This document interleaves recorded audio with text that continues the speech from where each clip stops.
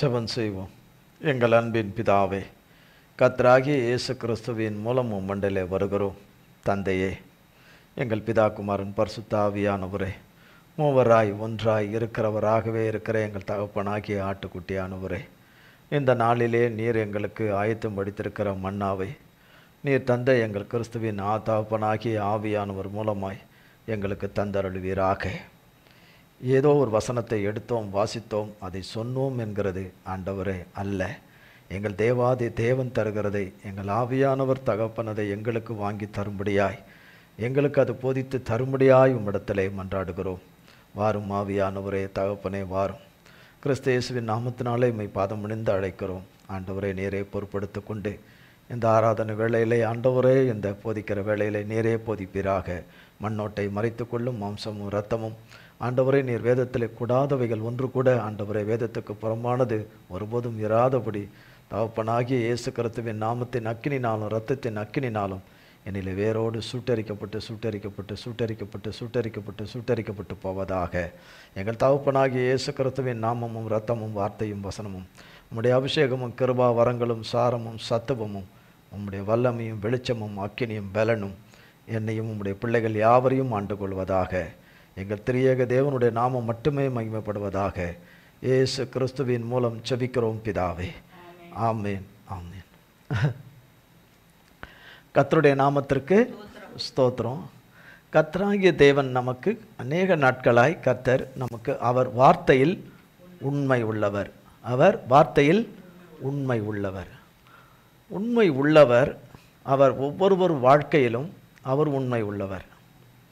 ஒவ்வொருவருடைய வாழ்க்கையும் திரும்பி பார்த்தா கர்த்தர் சொன்ன காரியங்களாய் இருக்குமானால், கர்த்தர் சொன்ன வார்த்தைகளாய் இருக்குமானால், அவர் நாமத்தை கொண்டு அவர் சொல்லாததை சொல்லுவார்களானால் அது கர்த்தருடையதல்ல, அது கர்த்தர் சொன்னது அல்ல.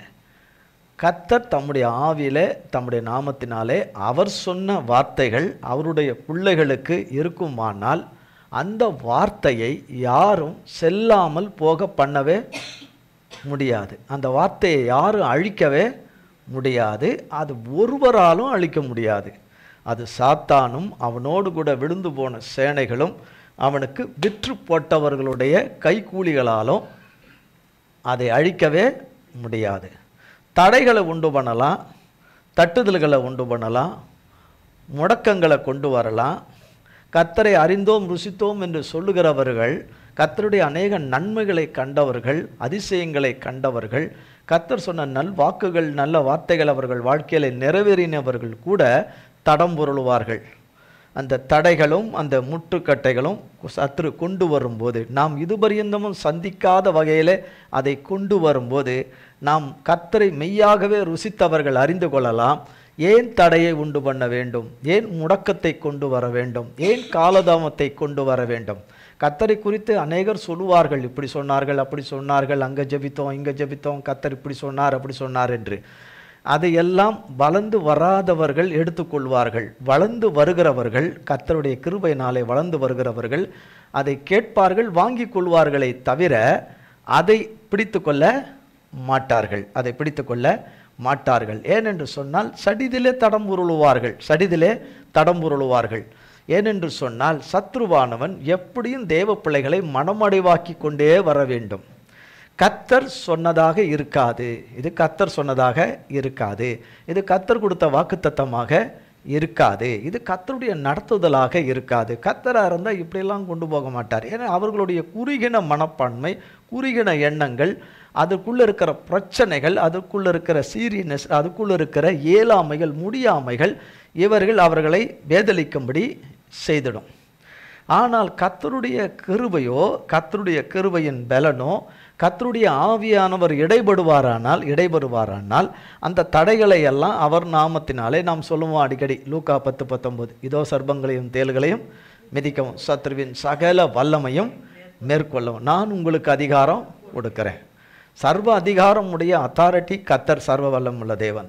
அவர் மனுஷனுக்கு கொடுத்திருக்கிறார். தகுதியற்ற மனுஷனுக்கு சிலுவையில் ரத்தம் சிந்தி அவர் நம்மை சாத்தானின் கரத்திலிருந்து மரணத்தை ஜெயமாக விழுங்கி அந்த அதிகாரத்தை கிறிஸ்துவின் நாமம் என்கிற அந்த அதிகாரத்தை கொள்ளையாடினதா கொள்ளாதபடி நமக்கு அதை கொடுத்து, இந்த வசனத்தையும் இந்த வாக்குத்தத்தத்தையும் நமக்கு கொடுத்து, இதை ஒரு நாளிலே தைரியமாக நிறைய பேர் சொல்ல முடியாது. நேற்றுக்கு இவ்வளோ வசனத்தை நான் சொன்னேன், லூக்கா 19 நான் நேற்றுக்கு இவ்வளோ தூரம் சொன்னேன், நான் முந்தானத்து இவ்வளோ தூரம் சொன்னேன், இன்றைக்கி காலையில் சொன்னேன்னு நிறைய பேர் சொல்லவே முடியாது. சொல்லியிருப்பாங்க, ஒரு 4-5 சொல்லியிருப்பாங்க, மிஞ்சி போனால் ஒரு 7 சொல்லியிருப்பாங்க, காலையில் ஒரு 7 சொல்லியிருப்பாங்க, அல்லது மிஞ்சி போனால் நைட்டு ஒரு 7 சொல்லியிருப்பாங்க. ஆனால் நான் 100 கணக்கில் சொன்னேன், 1000 கணக்கில் சொன்னேன்னு சொல்லவே மாட்டாங்க. ஏனென்று சொன்னால், நம் வாழ்க்கையில் ஒருவரும் பெறக்கூடாதபடி செய்கிற ஒருவன் இருக்கிறான். அவன் ஒருவன் அல்ல, அவனோடு கூட பல கோடி விழுந்து போன ஆவிகள் இருக்கு. அவனுக்கு விற்று போட்டவர்கள் ஏராளமான பேர்கள் இருக்கிறார்கள்.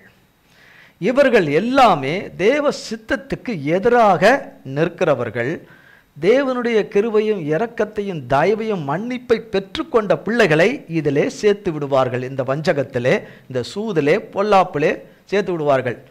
கர்த்தருடைய திறப்பில் நிற்கிறவர்கள் கர்த்தருடைய நாமத்தினாலே அப்படி ஆகக்கூடாது, அப்படி ஆகக்கூடாது, உம்முடைய வேலை வரும் பரியந்தமும், பிரச்சனைகளை நீ தீர்க்கும் பரியந்தமும் அவர்கள் வஞ்சிக்கப்பட்டு அழிஞ்சு போயிடக்கூடாது என்று திறப்பில் அவருடைய ஆவியில் அவர் யாரிடத்துலெல்லாம் பேசுகிறாரோ அவர்கள் அதற்காக என்ன செய்வார்கள்? பூமியில் ஜபம் செய்வார்கள். ஆனால் அதையும் மீறி தேவனுடைய இவ்வளவு கிருபையும் கொடுத்து சர்பத்துக்கு விற்று போட்ட மனுஷருடைய வார்த்தையை கேட்டு அந்த வஞ்சகத்துக்குள்ளே போய் விழுந்து விட்டார்கள் என்றால் அவர்களுடைய அழிவை தடுக்கவே முடியாது. அவர்கள் அழிவனும் என்பது தேவனுடைய விருப்பமே கிடையாது. வஞ்சகர்களும் துரோகிகள் தான் அழிய வேண்டும். வஞ்சகர்களும் துரோகிகள் தான் அழிய வேண்டும்.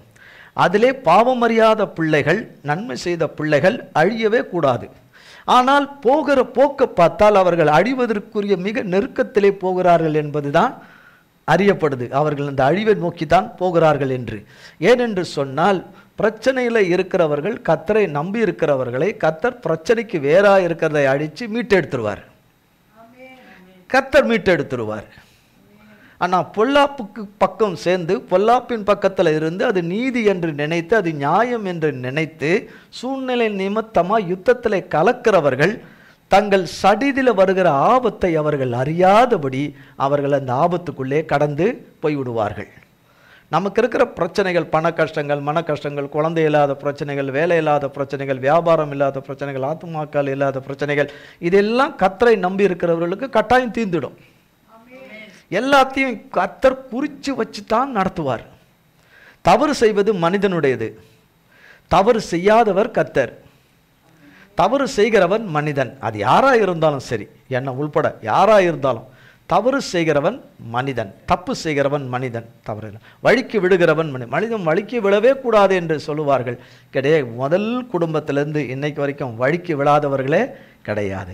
ஆனால் தேவனண்டையிலே வந்தவர்கள், வழிக்கு விழுந்தவர்களுக்காகத்தான் கிறிஸ்து சிலுவையிலே இரத்தத்தை சிந்தினார். இரத்தத்தை சிந்தினார் வாழ்வழிக்க, மன்னித்து வாழ்வழிக்க. இந்த சர்வ வல்லமை உள்ள தேவனுடைய மகத்துவம் காரியங்களை செய்த பிறகு, கர்த்தர் தம்முடைய பிள்ளைகளை விடுவித்திட்ட பிறகு பேசின சகலவற்றையும் நியாயப்படுத்தாதபடி, நியாயப்படுத்தவே முடியாது, சாக்கு போக்கு சொல்லவே முடியாது. அவர் தம்முடைய புஸ்தகத்தில் எழுதினதை பூமியிலே அவர்களை ஜீவனோடு வைத்து அவர்களிலே அதை நிறைவேற்றி விடுவார். அவர் நீதிபரர், அவர் நீதிபரர், நீதிபரர். உண்மையாய் வடிக்கிற ஒவ்வொரு பிள்ளைகளுடைய கண்ணீரையும் அவர் அற்பமாக எண்ண மாட்டார். பழிவாங்கிற காரியத்துக்கு வடிக்கிற கண்ணீருக்கு இறங்க மாட்டார். ஒருவருடைய அழிவை விரும்புகிறவர்களுடைய கண்ணீருக்கு இறங்க மாட்டார், இறங்க மாட்டார். ஒருவர்கள் அவதி உற வேண்டும், அவர்கள் துன்புற வேண்டும், துன்புற வேண்டும் அவர்கள் என்று, அவர்கள் பல இன்னல்களை சந்திக்க வேண்டும் என்று ஜெபிக்கிற ஜெபங்களையும் அவர் கேட்கவே மாட்டார், கேட்கவே மாட்டார். ஒருவரை ஒருவர் மன்னித்து, தன்னையும் தேவனிடத்திலே கொடுத்த மன்னிப்பு கேட்டு, மற்றவர்களையும் மன்னித்து மன்னித்து எல்லாவற்றிலும் மன்னித்து மன்னித்து மன்னித்து கர்த்தரிடத்தில் இரக்கத்துக்கும் கிருபைக்கும் கெஞ்சுகிறவர்களுடைய ஜெபத்துக்கு மட்டுமே இறங்குவார். அந்த இறங்குகிற தேவனாலே தேவ பிள்ளைகள் விடுவிக்கப்பட போவது நிச்சயம். இப்படி பார்த்துக்கிட்டு இருக்கிறவர்களுக்கு அது தெரியாது. ஆனால் தேவனுடைய ஆவியினாலே பார்க்கிறவர்களுக்கு தான் தெரியும். தேவன் இவைகளை எல்லாம் முன்னரே அறிந்து தம்முடைய பிள்ளைகளுடைய வாழ்வில் வருகிற சகல வீழ்ச்சி, சரிவு, சகல காரியங்கள் எல்லாவற்றுக்காகவும் ரத்தம் சிந்தினார். சும்மா ரத்தம் சிந்தினார், எல்லாவற்றுக்கும் ரத்தம் சிந்தினார் கர்த்தர். அந்த விலையேற பெற்ற தேவன் வார்த்தையில் உண்மை உள்ளவர். பொய்யன் நான் எல்லாம் செஞ்சிட்டேன்னு சொல்கிறான், நான் எல்லாம் பண்ணிட்டேன்றான், நான் எல்லாம் தந்துட்டேன்றான். பச்சை பொய்யன். அவன் என்றைக்கும் பொய்க்கு பிதாபமாக இருக்கிறான். அவன் சொந்தத்திலிருந்து பேசுகிறான். அவன் சுயமாய் பேசுகிறான். அவன் சொந்தத்திலிருந்து பேசுகிறான். அதை நம்புகிற கூட்டம் ஏராளம், நம்புகிற கூட்டங்கள் ஏராளம். சத்தியபரனுடைய அநேகர் பல கேள்விகளை எழுப்புகிறார்கள். அந்த கேள்விக்கு கர்த்தரே பதில் சொல்கிற நாள் சீக்கிரத்தில் வரும். கர்த்தர் பதில் சொல்கிற நாட்கள் சீக்கிரத்தில் சடிதியாய் வரும். அப்பொழுது நாம் கேட்ட கேள்விகளுக்கு மிகப்பெரிய தலைகுனிவுகளை நிச்சயமாக சந்திக்கணும், கண்டிப்பாக சந்திக்கணும். ஏனென்று சொன்னால் உன்னதமானவருடைய சித்தம் இந்த பூமியிலே அவருடைய பிள்ளைகளுடைய வாழ்வில் தான் நிறைவேறுது. தாம் தெரிந்து கொண்ட ஒவ்வொரு பிள்ளைகளிலும் நிறைவேறணும். அப்போ ஒருவர் நன்மை அடையக்கூடாது, ஒருவர் விடுவிக்கப்படக்கூடாது, பலர் விடுவிக்கப்படக்கூடாது என்று போராடுகிறது தீய சக்திகள், அந்நிய சக்திகள், அந்நிய மனிதர்கள், நெருங்கினவர்கள். இவர்களுடைய வஞ்சகத்துக்கு ஒருபோதும் விழக்கூடாது. தேவன் தாம் தீர்மானித்த தீர்மானத்தை இந்த உலகத்தில் ஒருத்தராலையும் அழிக்க முடியாது, அழிக்க முடியாது. அவர் முடிவு எடுத்துட்டாரு, அந்த முடிவை அவர் நிறைவேற்றாம விடவே மாட்டார். அது யார் மூலமாய் நிறைவேற்றணுமோ அவர்கள் மூலமாக அவர் நிறைவேற்றியே விடுவார். அவர் வச்சிருக்கிறார் ஒரு வழி, அது அவர்தான் வழி அதுக்கு. ஏன்னா அவர் தான் சொல்லியிருக்கிறாரு, நான் தான் வழி என்று. நான் தானே அவர் வழியும் சத்தியமும் ஜீவனுமாய் இருக்கிறேன் என்று. அவர் வழியை வச்சிருக்கிறாரு. மனுஷனே அது உனக்கு தெரியாது, மனுஷையே அது உனக்கு தெரியாது. அந்த வழி உனக்கு தெரியாது. அந்த வழி அவர் வச்சிருக்கிறாரு. உன்னதமானவர் சாத்தான் கையில் கொடுக்கவே மாட்டார் தம்முடைய பிள்ளைகளை. சாத்தான் கரத்தில் நம்ம வேணா கொடுத்துட்றோம், சாத்தானை உள்ளே வர வச்சிடறோம், சாத்தானை நமக்கு மேலே தூக்கி வச்சிடுறோம், அப்படி செஞ்சிட்டோம். ஆனால் தேவனாகிய கர்த்தர் அந்த சாத்தானை சிலுவையில் மிதித்து அவன் கிரியைகளை அழித்து, பிசாசின் கிரியைகளையும் அவன் தலையையும் நசுக்கி அழித்து, நமக்கு நாம் பிறக்கிறதுக்கு முன்னாடியே இதெல்லாம் முன்குறிச்சி ரெடியாக வச்சுருந்தார். மனிதனை சிருஷ்டிக்கும் போது அவன் தவறுவான் என்று அறிந்து முன்னேற்பாடாக இயேசு கிறிஸ்துவை பிதாவாகிய தேவன் ஏற்படுத்தி வைத்திருந்தார். அவர் அப்படியே பிதாவின் சித்தத்துக்கு கீழ்ப்படிஞ்சு அதை செய்யும்போது பூமியில் எந்த மனுஷி கேட்டிருக்கிறா, என் பாவத்துக்கு நீங்கள் வாங்க, என் அக்கிரம மீறுதல் மன்னிக்க வாங்க, எங்கள் பாவ பரிகாரியாக நீங்கள் வாங்க, எங்களுக்காக ரத்தம் சிந்துங்க, எங்களுக்காக எங்களை மீட்டெடுக்க வாங்கன்னு யார் கேட்டிருக்கிறா? ஒருத்தரும் கிடையாது. நாம் பாவிகளாக இருக்கையிலே, தேவனுக்கு புறமுதுகு காட்டினவர்களாக இருக்கையிலே, துன்மார்க்கிகளாய் இருக்கையிலே கர்த்தர் ரத்தம் சிந்தினார். இன்றைக்கு அவர் பாவத்தை உணர்ந்து, ஆவியானவராலே உணர்ந்து, தப்பிதத்தை உணர்ந்து, மீறுதல்களை உணர்ந்து, தப்பிதத்தையே பார்க்கிறவன் மனுஷன், வீழ்ச்சியை பார்க்கிறவன் மனுஷன், சரிவியை பார்க்கிறவன் மனுஷன், குற்றத்தையே பார்க்கிறவன் மனுஷன், சூழ்நிலையே பார்க்கிறவன் மனுஷன், மற்றவர்கள் சொல்லுகிற பிராதுகளை கேட்கிற மனுஷன், பொய்களை கேட்கிற மனுஷன். என்றைக்கு பொய்யனோடு அவர்களுடைய மனுஷர்களோடு தொடர்புகளில் இருக்கிறார்களோ அவர்கள் வாழ்ந்ததாக சரித்திரமே கிடையாது. அவர்கள் வாழ்ந்ததாக எத்தனை நன்மைகளை அவர்கள் தேவனிடத்திலிருந்தே பெற்றிருந்தாலும் கூட தேவனுடைய கிருபையிலிருந்து விடுவது நிச்சயம். சர்வ வல்லமை உள்ள தேவன் தம்முடைய பிள்ளைகளுடைய வாழ்வில் உண்மை உள்ளவர். உண்மையாய் கண்ணீர் வடிக்கிற அந்த கண்ணீருக்கு தக்க பலன் உண்டு. உண்மையாய் கூப்பிடுகிற கூப்பிடுதலுக்கு, கெஞ்சுதலுக்கு, பெருமூச்சுக்கு பலன் உண்டு, பதில் உண்டு. பிரச்சனைக்கு கர்த்தருடைய நாமத்தினாலே தீர்வு உண்டு. கர்த்தராலே தீர்வு உண்டு. நித்தமும் தேவ சமூகத்தில் நான் இவ்வளோ நேரம் விழுந்து கிடந்தேன், காலையிலெல்லாம் விடிய காலம் வரையும் சோகமாக இருக்கிறேன், கவலையாக இருக்கிறேன்னு சொல்லுவாங்க நிறைய நியூஸுகள். கவலையாக இருக்கிறேன், சோகமாக இருக்கு, எல்லாருக்கும் சோகம் எக்கச்சக்கமாக இருக்குது. இல்லாமலாம் இல்லை. எல்லாருக்கும் கவலை இருக்குது. மற்றவர்களாலும் கவலை வந்துடுது, மற்றவர்களாலும் கஷ்டம் வந்துடுது, எல்லாம் ஓகே. ஆனால் கர்த்தருடைய சமூகத்தில் நான் இரவும் பகலும் அவர் பாதத்தை பிடிச்சி நான் கெஞ்சி அழுதுகிட்டே நான் இருக்கிறேன். எனக்கு நேரம் கிடைக்கும் போதெல்லாம் அழுவுறேன், மறுவிடத்தில் அங்கே இங்கே நான் அழுவுறேன் அப்படின்னு. அவர் மனுஷனை போல அதை பார்த்து சந்தோஷப்படுகிறவரே அல்ல. இந்த நிலையையும் இந்த சூழ்நிலையும் மனுஷன் சம்பாதித்து கொண்டானே, என் பிள்ளைங்க சம்பாதித்து கொண்டாங்களேன்னு அவர் கண்ணீர் வடிப்பாரே தவிர அவர் நம்மை பார்த்து சிரிக்கலாம் மாட்டார், நகைச்சுவையெல்லாம் பண்ணவே மாட்டார். ஆனால் அவர்களை தேவன் மன்னித்து தூக்கி எடுக்க மாட்டார் என்று சொல்லுகிறவர்களை, நம்மை ஏமாற்றி விட்டார்கள் என்று சொல்லுகிறவர்களை, நம்மை ஏமாற்றி கொண்டே இருக்கிறார்கள், நம்மளை ஏமாற்றி கொண்டே இருக்கிறார்கள் என்று சொல்லுகிறவர்களை பார்த்து தான் நகைப்பார் கர்த்தர். ஆமென். வேதம் அப்படிதான் 16ஆம் அதிகாரத்தில் சங்கீதத்தில் சொல்லுது, அவர்களை பார்த்து தான் கர்த்தர் நகைக்கிறார். அதிக உபத்திரவம் படுகிறவர்களை அந்த உபத்திரவத்தில் கொண்டு போட்டுருவார். அதிக உபத்திரவத்தை கொடுக்கிறவர்கள், அதிக உபத்திரவங்கள் வேண்டுமென்றே அதிக உபத்திரவத்தை கொடுக்கிறவர்களை வேதம் சொல்லுகிறது நிருபத்தில், உபத்திரப்படுகிற உங்களுக்கோ சமாதானமாகிய பிரதிபலனை கொடுப்பேன், உபத்திரப்படுத்துகிறவர்களை நான் என்ன பண்ணுவேன், அந்த உபத்திரவத்தில் போடுவேன் என்று. ஆதியாகமத்தின் புஸ்தகம் 15ஆம் அதிகாரம்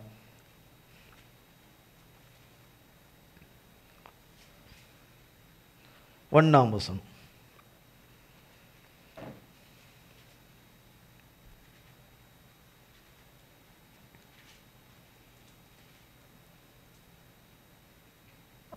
இந்த காரியங்கள் நடந்த பின்பு கர்த்தருடைய வார்த்தை ஆபிரகாமுக்கு தரிசனத்திலே உண்டாகி, அவர், ஆபிராமே, நீ பயப்படாதே, நான் உனக்கு கேடகமும் உனக்கு மகா பெரிய பலனுமாயிருக்கிறேன் என்றார். சொல்லும் போதே ஆபிரகாமை குறித்து நாம் நிறைய கர்த்தருடைய கிருபையினாலே அவருடைய ஆவியினாலே நிறைய செய்திகளை நாம் அநேக முறை பல இடங்களிலும் அநேக முறை நாம் கேட்கிறோம். ஆனால் கர்த்தர் அதில் அநேக காரியங்களை அவர் பேசிக்கொண்டே தான், அவர் பேசுகிறவர் நம்மோடு கூட பேசுகிறார். ஏன் நம்மோடு கூட பேசுகிறார்? நம்மை போல உள்ள ஒரு அருமையான ஒரு தாசன் தான் ஆபிரகாம், கர்த்தருடைய தாசன். இந்த தாசனை குறித்து, ஆபிரகாமை குறித்து கர்த்தராகிய தேவன் ஒரு சாதாரணமான ஒரு நோக்கத்துக்காக அவரை தெரிந்து கொள்ளல. அவர் வழியில் தான் கர்த்தராகிய இயேசு கிறிஸ்து நம் இரட்சகர் வர வேண்டும். அவர் வழி சந்ததியில் தான் வர வேண்டும், இரட்சகர் வர வேண்டும். அதெல்லாம் அங்கே இரட்சகர் வரப்போறாருன்னு அவர்கிட்ட சொல்லலை, அந்த காரியத்தை அப்போ சொல்லலை. ஆனால் அவரை குறித்த காரியங்கள், அவரை குறித்து அவருக்கு பணம் வேணும், ஐஸ்வர்யம் வேணும், அது வேணும், இது வேணும்லாம் ஆபிரகாமுக்கு தேவையே கிடையாது. அவருக்கு கர்த்தர் ஏற்கனவே அவருக்கு நிறையவே அவரை தெரிந்து கொண்டார். ஆனால் அவரை சந்திக்க வரத்துக்கு முன்னாடி அவருக்கு உலகத்தில் வாழக்கூடிய ஐஸ்வர்யங்கள் தேவையானது, ஆடு மாடு ஐஸ்வர்யம், அது மக்கள், வேலையாட்கள், வேலைக்காரர்கள், அதெல்லாம் அவருக்கு நிறையவே இருக்குது. அவருக்கு அதிலெல்லாம் ஒரு இல்லாதது நமக்கு தெரிஞ்சது பிள்ளை மட்டும்தான், மற்றபடி. ஆனால் இங்கே சொல்லப்படுகிறது, நீ பயப்படாத, நீ பயப்படாத, நீ பயப்படாத. 12ஆம் அதிகாரத்தில் கர்த்தர் அழைக்கும் போது அவருக்கு 75 வயது. 15ஆம் அதிகாரத்தில் வரும்போது அவருக்கு 10 ஆண்டுகள் கூடிடுது, 10 ஆண்டுகள் ஆகிடுது. 85 வயதுக்கிட்ட நெருங்கிடுறாரு, 85 கிட்ட வந்துடுறாரு. அப்போது 85வது வயது கிட்ட அவர் கர்த்தராகிய தேவன் அவரோடு கூட பேசுகிறார். கர்த்தர் அழைத்தார், 10 ஆண்டுகள் ஆயிற்று. சொன்ன வார்த்தையின்படி என்ன இல்லை, பிள்ளை இல்லை அப்படின்னு நினச்சிருப்பார். அதுக்கு முன்னாடி 14ஆம் அதிகாரத்தில் தன்னுடைய தம்பி மகனுடைய வாழ்க்கையில் வந்த பிரச்சனைக்கு அவர் போகிறார். அவர் போகிற வயசாது, அவர் போகிறாரு. தன்னுடைய கூட பிறந்த தம்பி மகனை சிறைபிடித்து விட்டார்கள் என்று, குடும்பத்தை சிறைபிடித்து விட்டார்கள் என்று அறிந்து கேள்விப்பட்ட மாத்திரத்தில் அவன் கிடக்கிறான். அப்போயே போவான்டான்னு சொன்னான். நான் போகிறேன்னு அவன் போயிட்டான். நான் போயிட்டான், போடாகம்னு அப்படின்னு நம்ம போல சொல்லாதபடி, அவர் சொல்லாதபடி அவன் கேட்டானா கொண்டானா, எனக்கு நல்ல மேய்ச்சலாக தெரிஞ்ச பார்த்து அது கத்தரின் தோட்டம், ஏதேனின் தோட்டம் மாதிரி தெரியுது, நான் போகிறேன்னு அவன் பொண்டாட்டி பேச்சை கேட்டு போனான்னு சொல்லிட்டு, நீ போடா அப்படின்னு சொல்லிட்டு, போ நீயும் பொண்ணுங்களும் போ அப்படின்னு அப்படிலாம் சொல்லாதபடி. அவனுக்கு எதுக்கு நீங்கள் வந்தீங்க, நியூஸை கொண்டு வந்துட்டு இங்கே மாட்டினேன், நான்லாம் வர மாதிரிலாம் இல்லை, நான் இப்போ எனக்கோ வயசு 85 ஆயிடுச்சு, நான் எங்கேருந்து வர்றது, சாராலோ வயதானவன், அவளை விட்டுட்டுலாம் நான் எங்கேருந்து வர்றது கொள்ளுது, இதெல்லாம் நமக்கு அதில் ராஜாக்கள் வேறு, அவனுங்களாம் ஏராளமான கூட்டம், பெட்டாலியன், அவனுங்க அத்தனை பட்டயத்தையும் இதையும் வச்சுருக்கிறானுங்க, அவனுங்க இதுக்கு வச்சுனாலாம் நான் ஏன் வரணும், அப்படிலாம் சொல்லவே இல்லை. துரிதமாக முடிவெடுக்கிறார். எப்படி எடுக்கிறாரு? துரிதமாக முடிவெடுக்கிறார். காப்பாற்றியே ஆகணும், காப்பாற்றியே ஆகணும். தன்னோடு இருந்தவர்கள் தன் வீட்டில் பிறந்தவர்களையும் அங்கிருந்தவர்களோடு கூட மெமரியர்கள் அவர்களோடு கூட பண்ணின உடன்படிக்கையில் இருக்கிறவர்கள் இவர்களை எல்லாம் கூட 300 சில்லற பேர் தான். அவங்க இருக்கிறாங்க நிறைய பேர், ராஜாக்கள் 5 ராஜாக்கள்லாம் நிறைய பேர் இருக்கிறாங்க. ஆனால் போகிறார், கர்த்தர் அவருக்கு கூட வர்றாரு. நிச்சயமாக கர்த்தர்கிட்ட கேட்டு தான் போயிருப்பார், கர்த்தர்கிட்ட கேட்டு தான் போயிருப்பார். கேட்டு போய் அங்கே ஒரு பெரிய வெற்றி கர்த்தர் கொடுக்குறார். அவர் ஜீவன் தப்புது, எல்லாரையும் காப்பாற்றி ஒன்று விடாதபடி கூட்டிட்டு அவருடைய தம்பி பிள்ளைகளை மனைவியில் அவங்க இருக்கிற இதிலையும் விட்டுட்டு வந்துடுறாரு. அவங்க அங்கே இருந்துக்கிட்டாங்க. இவருக்கு எல்லாம் தன்னுடைய கடமையெல்லாம் சாதாரணமான காரியமே அல்ல, சாதாரணமான காரியமே அல்ல. கர்த்தராகிய தேவன் அவருக்கு சொல்கிறார், நீ பயப்படாத, நானும் உனக்கு மகா பெரிய பலனும் கேடகம் அவனுக்கு நான் பாதுகாப்பாக இருக்கிறேன்றார். அதெல்லாம் கேட்குறாரு. ஆனால் உள்ளத்தில் அவருக்கு ஏக்கங்கள் இருக்குது, பல காரியங்கள். பிறகால தெரியும். பிறகு கர்த்தர் அவர்கிட்ட ஒரு சில காரியங்கள், பலி செலுத்துகிற காரியங்களை சொல்லப்படுகிறது, பலி செலுத்துகிற காரியங்கள் சொல்லப்படுகிறது. அந்த பலி செலுத்துகிறதில் கர்த்தர் வந்துருவார் என்று அவர் காத்திருக்கிறார். பலிகளை செலுத்தி அதில் இரத்த வாடைகளினாலே பறவைகள் வருகிறது. அர்த்தம் என்ன? பறவைகள் என்றால் என்ன? சாத்தானுக்கு விற்று போட்ட கூட்டத்தார்களும் வந்து கொண்டே இருக்கும். தேவனுக்கு பலி செலுத்தி தேவனுடைய வேலைக்காக நேரத்துக்காக காத்திருக்கிறவர்களுக்கு இப்படிப்பட்ட பறவைகள் வரும். பறவைகள் வரும். வந்து பலி செலுத்தப்பட்டதை, பரிசுத்தருக்கு பலி செலுத்தப்பட்டதை அதை எடுப்பதற்காக தேவன் அதை அங்கீகரித்து கொள்ள கூடாதபடி, அதுக்கு காத்திருக்கிறவனை காத்திருக்க கூடாதபடி, பெற்றுக்கொள்ளுகிறவனை பெற்றுக்கொள்ள கூடாதபடி இந்த பறவைகள் வந்து வந்து வந்து வந்து வந்து வந்து வந்து அந்த உடல் மேலே வந்து இறங்குது. அந்த பலி செலுத்தப்படுகிற அந்த மிருகங்கள் மேலே வந்து இறங்குது. இவர் தன்னால் ஏன்ற மட்டும் துரத்துறாருனா என்ன அர்த்தம்? கர்த்தருடைய நாமத்தினாலே துரத்துகிறோம், கர்த்தருடைய நாமத்தினாலே அதை சுட்டரிக்கிறோம், கர்த்தருடைய நாமத்தினாலே அகற்றுகிறோம், கர்த்தருடைய நாமத்தினால் அப்படி சொல்கிறது போல் அப்படி துரத்துறாரு. அவரால் அதுக்கு மேலே துரத்த முடியல, டயர்டாயிருது. கர்த்தருடைய வேலைக்கு காத்திருக்கிற மனுஷன், அந்த மனுஷனும் தேவனும் தான். அந்த மனுஷனுக்கு அருகையில் பக்கத்தில் வேற யாரும் வர முடியாது. இந்த பலி செலுத்துகிற காரியத்தில் வரவே முடியாது. இவர் தான் இருக்கணும். அங்கே வேலைக்காரெல்லாம் கூட உட்காந்துக்கிட்டு அவங்கள வீசிக்கிட்டு இருக்க முடியாது. கர்த்தருடைய நாமத்தினாலே இந்த பறவைகள் என்பது என்ன? தேவனுடைய பிள்ளைகள் தேவன் வைத்திருக்கிற வேலை வரைக்கும் காத்திருக்க கூடாதபடி, மகத்துவம் உள்ளவருடைய கரத்திலிருந்து வர்றது அற்பமும் சொற்பமாய் வரவே வராது. அது தேவனுடைய பிள்ளைகளுக்கு முற்றிலுமான ஒரு முழுமையான ஒரு விடுதலையை தரக்கூடிய வகையில் தான் வரும். கர்த்தர் கரத்திலிருந்து வர்றது மனுஷனுக்கும் அந்த சனம் தப்பித்தா போதும் என்கிறது தான் மனிதனுடைய எண்ணத்தில் வரும். சர்வ வல்லமுள்ள தேவன் தன்னை நேசிக்கிற பிள்ளைகளுக்கு, தான் நேசிக்கிற பிள்ளைகளுக்கு, தான் வாக்கு கொடுத்த பிள்ளைகளுக்கு அவர் உண்மை உள்ளவராக இருக்கிறதுனால அவருடைய ரைட் டைமில் சரியாக செய்து வைத்திருக்கிறார். அதனால தான் வேதவசனம் சொல்லுகிறது, செம்மையானவர்களுக்கு, அதான் அவரை மட்டும் நம்ம சும்மா வாயில் டைலாக் விடுறவங்கள, வார்த்தையில் உண்மையாய் நம்பி இருக்கிறவர்களுக்கு, செம்மையானவர்களுக்கு இருளிலே வெளிச்சம் உதிக்கும்படி தேவன் கட்டளை கொடுத்து வச்சிருக்கிறார். எங்க வெளிச்சம் வர்றது? இருளிலே வெளிச்சம் வரும்படி கட்டளை கொடுத்திருக்கிறார். ஆதியாகமத்தின் புஸ்தகம் 1ஆம் அதிகாரத்தை போய் வாசித்து பாருங்க. அதில் போய் வாசித்தாதான் தெரியும். ஆழத்தில் இருள் இருந்தது, பூமி ஒழுங்கன்மையும் வெறுமையாக இருந்தது. அது எவ்வளோ அர்த்தம் இருக்கு, அதில் நிறைய அர்த்தம் இருக்கு. அதில் பூமி ஒழுங்கன்மையும் வெறுமையுமாக இருந்தது. ஆவியானவர் ஜலத்தின் மேலே அசைவாடி கொண்டிருந்தார். ஆழத்தில் இருள் இருந்தது.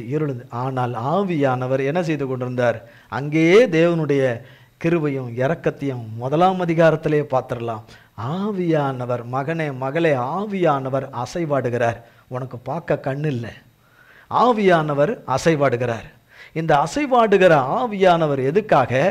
தேவனுடைய வார்த்தை இன்னும் கொஞ்ச நாட்களுக்குள், காலத்துக்குள் தேவனுடைய வார்த்தை வரப்போகிறது. தேவனுடைய வார்த்தை வரப்போகிறது. அதில் பார்த்தீர்கள் என்றால் வரப்போகுது. தேவன் அதில் சொல்லுவார், வெளிச்சம் உண்டாக கடவுது என்று சொன்னார். இருளே எல்லாம் போயிடுச்சு. அதுக்கு பிறகுதான் ஒன்னொன்னா சொல்வார், சுடர்கள் உண்டா கடவுது, அது உண்டா. சாத்தான் அதை பார்த்துன்னு தானே இருந்தான். அப்போ ஒழுங்கின்மையும் வெறுமின்மையும் ஆனது யாரால? சாத்தானால தான் ஆச்சு. சாத்தானால். தேவன் அதை ஒழுங்கன்மையும் வெறுமையாக வைக்கலை, சாத்தானால தான் ஆச்சு. அப்போ ஒழுங்கன்மையும் வெறுமையாக இருந்ததை இவ்வளவு அருமையாய் மாற்ற கர்த்தரால் மட்டும்தான் முடியும்னு சாத்தானுக்கு நல்லா தெரியும். அவன் எதிர்பார்க்கவே இல்லை. அந்த பிறகு அவர் ஒன்றுன்னா இது உண்டா கடவுது, இது உண்டா கடவுது, இது உண்டா கடவுது என்று சொல்லி கடைசியில் மனுஷனை சிருஷ்டித்தார். அதை அற்புதமான ஏதேன் தோட்டமாக அவர் உருவாக்கி அப்படி கொண்டு வந்து அப்படி பண்ணும்போது தான் சாத்தான் உண்மையிலேயே அரண்டு போனது. இதையே அவரை நம்பியிருக்கிற பிள்ளைகளுக்கு அவர் செய்ய வல்லமை உள்ளவராய் அவருடைய ரைட் டைமில் இருக்கிறார். நாம் ஆராதிக்கிற சர்வ வல்லமை உள்ள தேவன் நமக்கு உண்மையாய் கூப்பிடுகிறவர்களுக்கு செவி கொடாமல் போகவே செவி கொடுத்துட்டாரு, மன்னிச்சிட்டாரு. அவருடைய இரக்கமும் கிருபையும் தயவு எவ்வளவு பெருசு என்பது குறுகிய மனப்பான்மையோடு நடக்கிறவர்களை பார்க்க செய்வார். அழிவை விரும்புகிறவர்களுக்கு அழிவு, அதில் எந்த சந்தேகமே கிடையாது. என்றைக்கும் தேவ பிள்ளைகளை அழிக்க வேண்டும், இந்த பூமியிலே அழிக்க வேண்டும் என்று எத்தனம் பண்ணினவர்கள் வேதத்தின்படி வாழ்ந்ததாக சரித்திரமே கிடையவே கிடையாது. கொஞ்ச காலம் வாழ்ந்தார்கள், இருந்தார்கள், ஆகா ஊகோன்னு இருப்பார்கள்.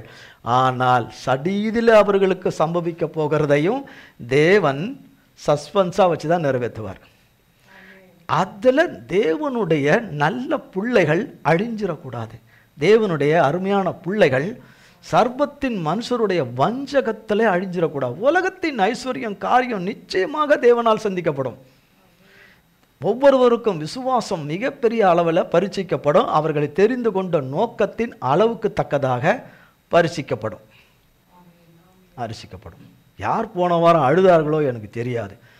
இந்த முறை நல்ல முறையாக பேசணும், நல்லா கொஞ்சம் இதுவாக பேசணும், கொஞ்சம் நல்லா இதாக பேசணும். யார் அழுதாங்களோ? யாரோ அழுதுருக்கிறாங்க. போன வாரம் பார்த்ததை அழுதுருக்கிறாங்க. நிச்சயமாக நிறைய பேர் அழுதுருக்க மாட்டாங்க, எனக்கு நல்லா தெரியும், அழுதுருக்க மாட்டாங்க.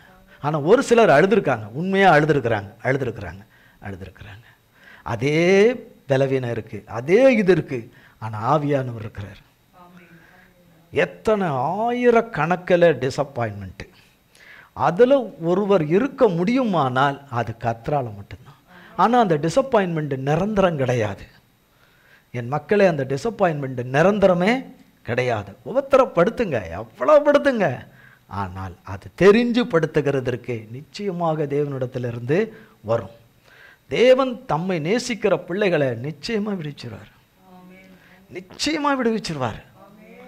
அவர்கள் கெட்ட எண்ணத்தில் செய்திருந்தால் அது கெட்ட எண்ணமாக முடியும் அவர்களுக்கு.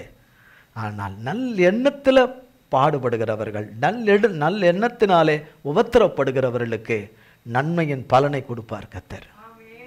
நிச்சயமாக நன்மையின் கொடுப்பார். அவர்கள் கண்ணீரை அற்பமாக எண்ண மாட்டார், அவர்களுடைய முடியாத நிலைமைகளை அற்பமாய.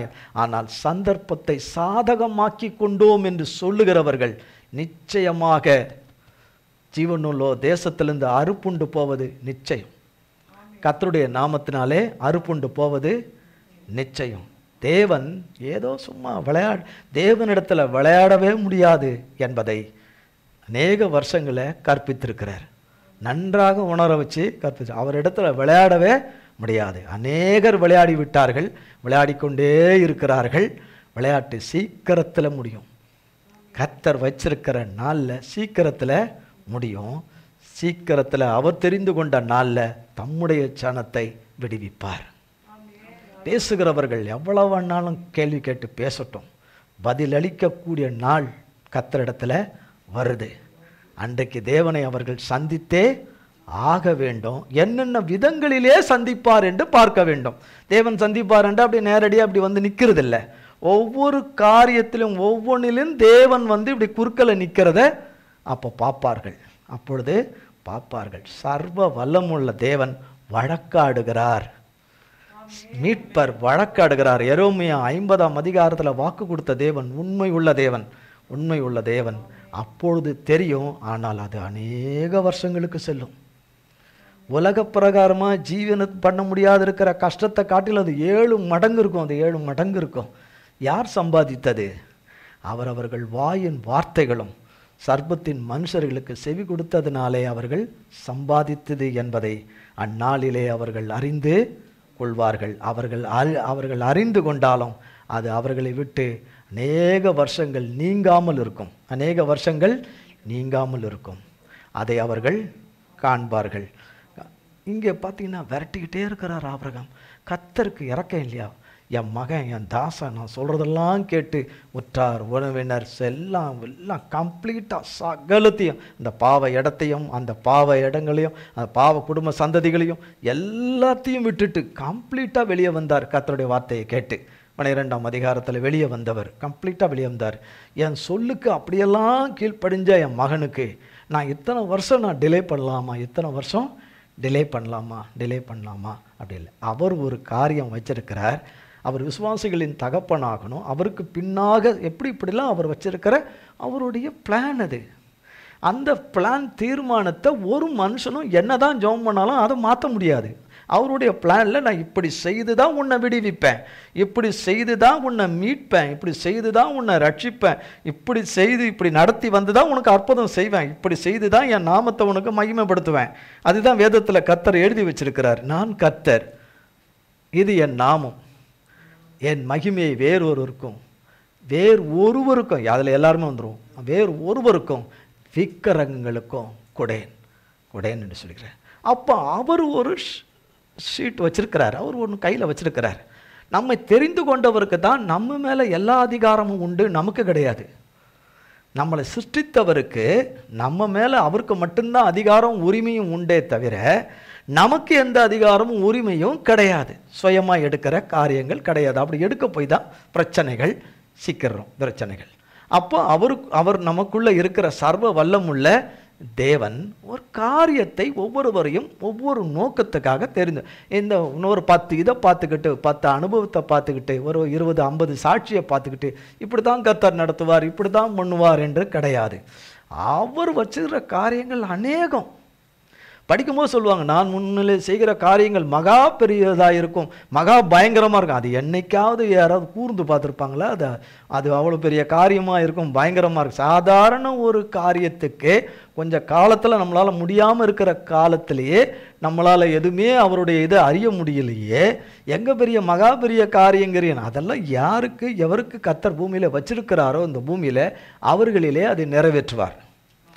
ஆனால் அதுக்கேற்ற புடமிடுதல்கள் கட்டாயம் இருக்குது. இங்கே சொல்லப்படுது, அவர் விரட்டுறாரு, கர்த்தர் பார்த்துக்கிட்டு தான் இருக்கிறாரு. பொழுது சாஞ்சிருச்சு, இருள் வந்துருச்சு, இரத்த வாடைகளினால மிருகங்கள் வர ஆரம்பிக்குது, அவர் விரட்டிக்கிட்டே இருக்கிறாரு. அப்போ அவருக்கு எவ்வளோ பரிதாபமாக இருக்கும் இல்லையா? இப்போ நம்ம கூட தான் ஒன்று விரட்ட ஆரம்பிப்போம், இப்போவே நம்மளால் விரட்ட முடியாமல் தூங்க ஆரம்பிச்சிருவோம். அவர் தூங்குறாருன்னு போட்டிருக்காதுல, அவர் தூங்குறாரு, அவருக்கு உறக்கம் வருது. அப்போன்னா அவருக்கு ஃபுல் டயர்டு, அவரால் முடியல. அவர் தகப்பனுடைய நாமத்தை சொல்லி சொல்லி சொல்லி சொல்லி சொல்லல. ஆனால் பாருங்கள், டிலேயாக வேணுன்னே வர்றார் கர்த்தர். என்னவா வர்றாரு? டிலேயாக வேணுன்னே வர்றார். 15ஆம் அதிகாரம் பாருங்கள், 11லேருந்து. பறவைகள் அந்த உடல்களின் மேல் இறங்கின, அவைகளை ஆபிராம் துரத்தினான். சூரியன் அஸ்தமிக்கும் போது ஆபிராமுக்கு அயர்ந்த நித்திரை வந்தது, திகிலும் காரிருளும் அவனை மூடிக்கொண்டது. திகிலும் காரிருள்னா என்னது? கும் இருட்டு. என்ன இருட்டு? கும் இருட்டு. அப்போ அவர் என்ன நினச்சிருப்பாரு? இந்த பலியெல்லாம் செலுத்தி வைக்கும்போது கர்த்தர் வந்துட போகிறாரு அப்படின்னு நினச்சிருப்பாரு. மத்தியானம் பண்ணாரோ 3 மணிக்கு பண்ணாரோ இது தெரியாது. மணிக்கணக்கா என்னடா சொன்னது அப்போ கர்த்தர் தானே சொன்னார், என்னடா சொன்னது கர்த்தர் தானே சொன்னார். ஆனால் சொன்னவர் சொன்னபடி வரணுமே, வரலையே. கர்த்தர் வரலையே. நம்ம சொல்கிறோம்ல, நானும் தான் சொல்கிறோம், வரலையே கர்த்தர். இன்னைக்கு ஸ்தோத்திர பலியில் தானே கேட்டோம், தேவப்பனே வாங்க, சொன்னவர் உண்மை உள்ளவர் வாங்க. நம்ம நினச்சிட்டு இருக்கோம் சோத்திர பலிலாம் ஒன்றும் வேலைக்கு ஆகலை. எல்லாம் வேலைக்கு ஆகும்போது தான் தெரியும். தெரிஞ்சு அதுலேருந்து வர வார்த்தையே வேண்டாம். அதை கர்த்தரை மகிமைப்படுத்தினா போதும். அவங்கவுங்க கர்த்தர் வழியில் சமாதானம் பொருந்தி சமாதானமாய் வாழ்ந்தால் போதும். கர்த்தர் தம்முடைய வார்த்தையில் உண்மை உள்ளவர் என்பதை, தாம் விளம்பினதை நிறைவேற்றி முடிக்கிறவர் என்பதையும், அவர் சித்தம் கொண்டதை நிறைவேற்றி முடிக்கிறவர் என்றும், தம்முடைய பிள்ளைகளுடைய அழுகையின் கூக்குரலை அவர் கேட்டார் என்பதையும் அவர் மெய்ப்பிப்பார். அவர் கட்டாயம் நிரூபிப்பார் கர்த்தருடைய பிள்ளைகளை, நிச்சயமாக விடுவிப்பார். அப்போ நம்ம அதை கேட்கும்போது இது ஒரு மனுஷனுடைய வார்த்தை அல்ல, இது தேவனுடைய வார்த்தை, இதை தேவ ஆவியானவருடைய அழுத்தம் திருத்தமான வார்த்தை என்று எடுத்துக்கொண்டாதான் அந்த உள்ளத்துக்குள்ள வேலை செய்யும். அந்த உள்ளத்துக்குள்ள என்ன செய்யும்? வேலை செய்யும். இல்லைன்னா வேலை செய்யவே செய்யாது. அதில் மனித வார்த்தைகள் மட்டும்தான் வேலை செய்யும். ஆனால் நிச்சயமாக இந்த மனிதர்கள் பின்னாக இவர்கள் ரட்சிப்பை காண்பது கிடையாது. உன்னதமானவருடைய சர்வ வல்லமையினுடைய மகத்துவங்களை நாம் ஆராய முடியாது, நம்மால் ஆராய முடியாது. நாம் அவரை மட்டமாக நாம் நினைக்கிற அந்த நினைவுகளும் எண்ணங்களையும் அவர் அறிவார். அவர் இன்றைக்கு கையாலாகாத தேவனைப் போல சிலருடைய வாழ்க்கையில் காணப்படுகிறது போல காணப்படுகிறது. அவர் கையாலாகாத தேவன் அல்ல. நாம் உபயோகப்படாமல் போயிடக்கூடாதுன்னு நினைக்கிறார். உபயோகப்படக்கூடாது. இந்த உலகத்தில் பிறந்தோம், வாழ்ந்தோம், 3 சந்ததியை பார்த்தோம், மண்டையை போட்டோன்றதுக்காக நம்மளை சிருஷ்டிக்கலை. நம் தவறுகளையும் தப்பிதங்களையும் மீறுதல்களை தயவாய் மன்னித்து, நாம் மற்றவர்களுக்கு செய்த தவறுகளையும் தப்பிதங்களையும் தயவாய் மன்னித்து, கிருபையாய் மன்னித்து, மீட்டெடுத்து, விடுவித்து தம்முடைய நோக்கத்தை நிறைவேற்றுகிற தேவன் தான் அவர். அந்த தேவனைத்தான் வேதத்தில் ஆபிரகாமோடு கூட இருக்கிறவர், நம்மோடு கூட இருக்கிறவர். அப்பொழுது பாருங்க 13ஆம் வசனம்.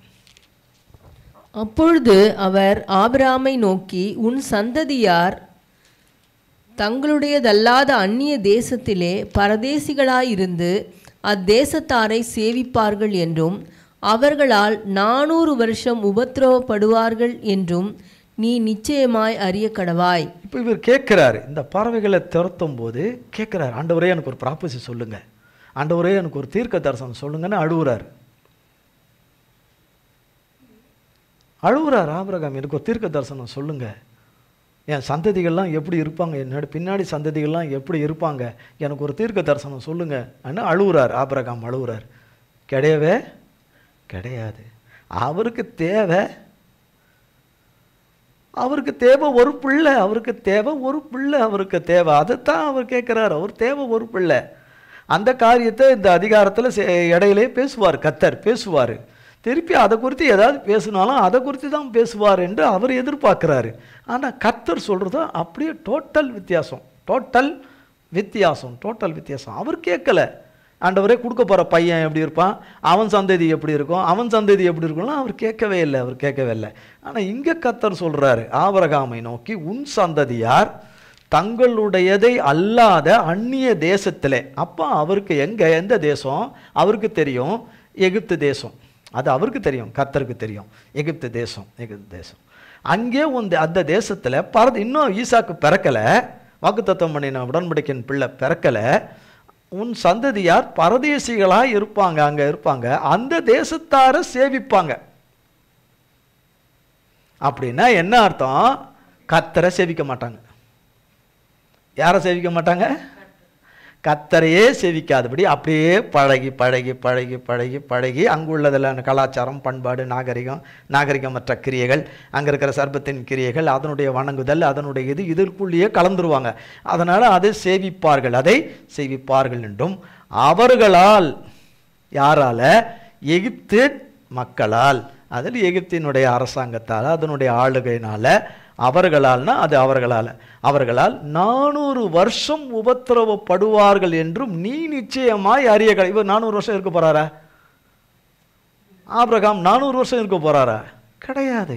175 வரைக்கும் பூரண வயது உள்ளவராய் வாழ்ந்தார் என்று வேதத்தில் போடப்பட்டிருக்குது. 175 வருஷம் வாழ்ந்தார் என்று.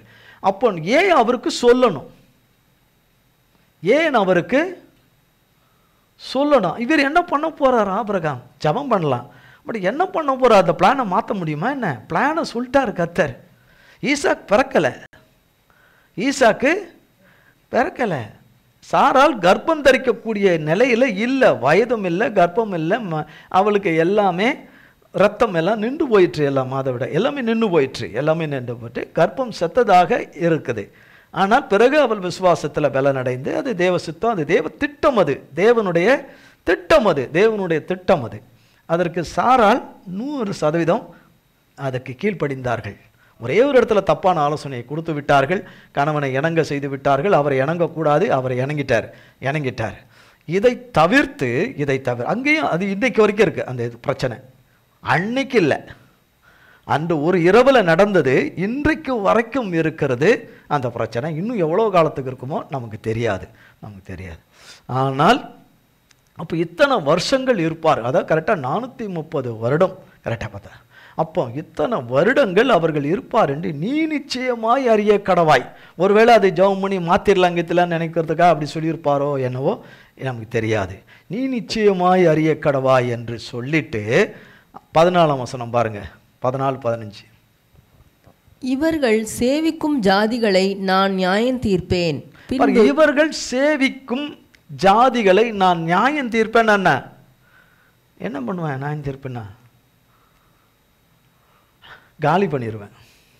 என்ன பண்ணிடுவேன்? காலி பண்ணிவிடுவேன். இவர்கள் சேவிக்கும் ஜாதிகளை அப்படி என்று சொன்னால் அங்கே எகிப்தில் கத்தர் பண்ண போகிற காரியங்கள்,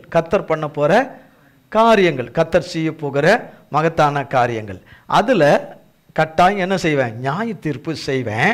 செய்த பின்பு மிகுந்த பொருள்களுடனே புறப்பட்டு வருவார்கள். அப்ப அவர் முன்னரே பார்க்கிறாரு விடுதலையாகி வருகிறதை. விடுதலையாகி என்னோட பொண்ணோட பொருளோட அவரவர்கள் பொருளோட பொண்ணோட அவரவர்களுக்கு உரியதை அவர்கள் பெற்று விடுதலையாகி வர்றதை யார் பார்க்கிறா? கத்தர் செய்து வச்சதை கத்தர் பார்க்கிறாரு. நல்லா பார்த்துக்கணும். ஈசாக்கிலிருந்து ஆபிரகாமிலிருந்து ஈசாக்கு வரணும். யார்லேருந்து வரணும்? அவர் வித்து தான். ஆபிரகாமுடைய வித்தை கத்தர் ஆசீர்வித்து ஆபிரகாமின் சாராளையும் ஆசீர்வதித்து ஆபிரகாமின் வித்தை ஆசீர்வதித்தாதான் யார் வெளியே வருவா? ஈசாக்கு என்ற மகன் வருவார். இந்த ஈசாக்கு என்பவருடைய வித்தை ஆசீர்வதித்து யார் வருவா? யாக்கோபு ஏசாவை வெறுத்தேன், யாக்கோபை தெரிந்து கொண்டேன். அப்போ யாக்கோபின் வித்தை ஆசீர்வதித்து 12 கோத்திரம் வருது. 12 கோத்திரம் பின்னாடி 12 கோத்திரங்கள் வருது. அதில் ஒருத்தனை விசேஷித்தமானவனாக தெரிந்து கொள்கிறார். அப்போ கர்த்தருடைய எல்லாமே என்ன நடக்கிற காரியம் கர்த்தருடைய பிளான் படி தான் நடக்குது. கதறுகிற ஒவ்வொரு கதறில் இப்படி வந்துடலாம், இப்படி எத்தனைங்கள் பண்ணாலும் கூட 100% முயற்சித்தாலும் கூட அவர் வைத்திருக்கிற பிளான் படி, அவர் வைத்திருக்கிற வழியில் ஜனங்கள் விடுதலையாகி வருவார்கள். அப்போ இத்தனை ஆண்டுகளுக்கு யாருக்காக எழுதி வைத்தார்? நமக்காக. ஆபிரகாமுக்காக எழுதி வைக்கல, நமக்காகத்தான் கர்த்தர் என்ன செய்து வச்சிருக்கிறாரு? எழுதி வைத்திருக்கிறார். ஆமேன். இதையாவது நம்ம புரிஞ்சுக்கிறோமா? புரிஞ்சுக்கலையா? நமக்காகத்தான் கர்த்தர் என்ன பண்ணி வச்சிருக்கிறாரு. இப்போ ஆபிரகாம் தெரிஞ்சு வச்சு என்னதான் பண்ண போறாரு அப்படின்னு தகப்பன் நினைச்சிருக்கல. பரலோக தகப்பன் அப்படி நினைக்கல. எனக்கு பிரியமானவன், என் சிநேகிதன், இவனுக்கு நான் சொல்லணும், என் மகனுக்கு நான் அதை சொல்லணும். அவன் சொன்னா கண்டிப்பாக ஈசாக்குக்கு சொல்லுவான். மற்ற ஆளுங்க மாதிரிலாம் கிடையாது. ஈசாக்குக்கு சொல்லுவான் கண்டிப்பாக. ஈசாக்கு கண்டிப்பாக யாக்கோப்புக்கும் ஏசாவுக்கும் சொல்லுவாருங்க. யாக்கோபு தன்னுடைய 12 பிள்ளைகளுக்கும் சொல்வாருங்க. இந்த பிள்ளைங்க அந்த பிள்ளைங்களுக்கு சொல்லுவாங்கன்னு. எதுவும் வேதத்தில் இருக்குது, அதுவும் வேதத்தில் இருக்குது. ஒரு இருக்குமோ இருக்காதோ என்று நம்ம நினைக்கக்கூடாது.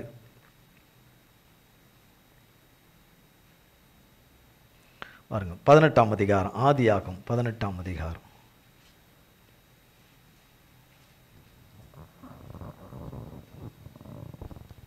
18-19.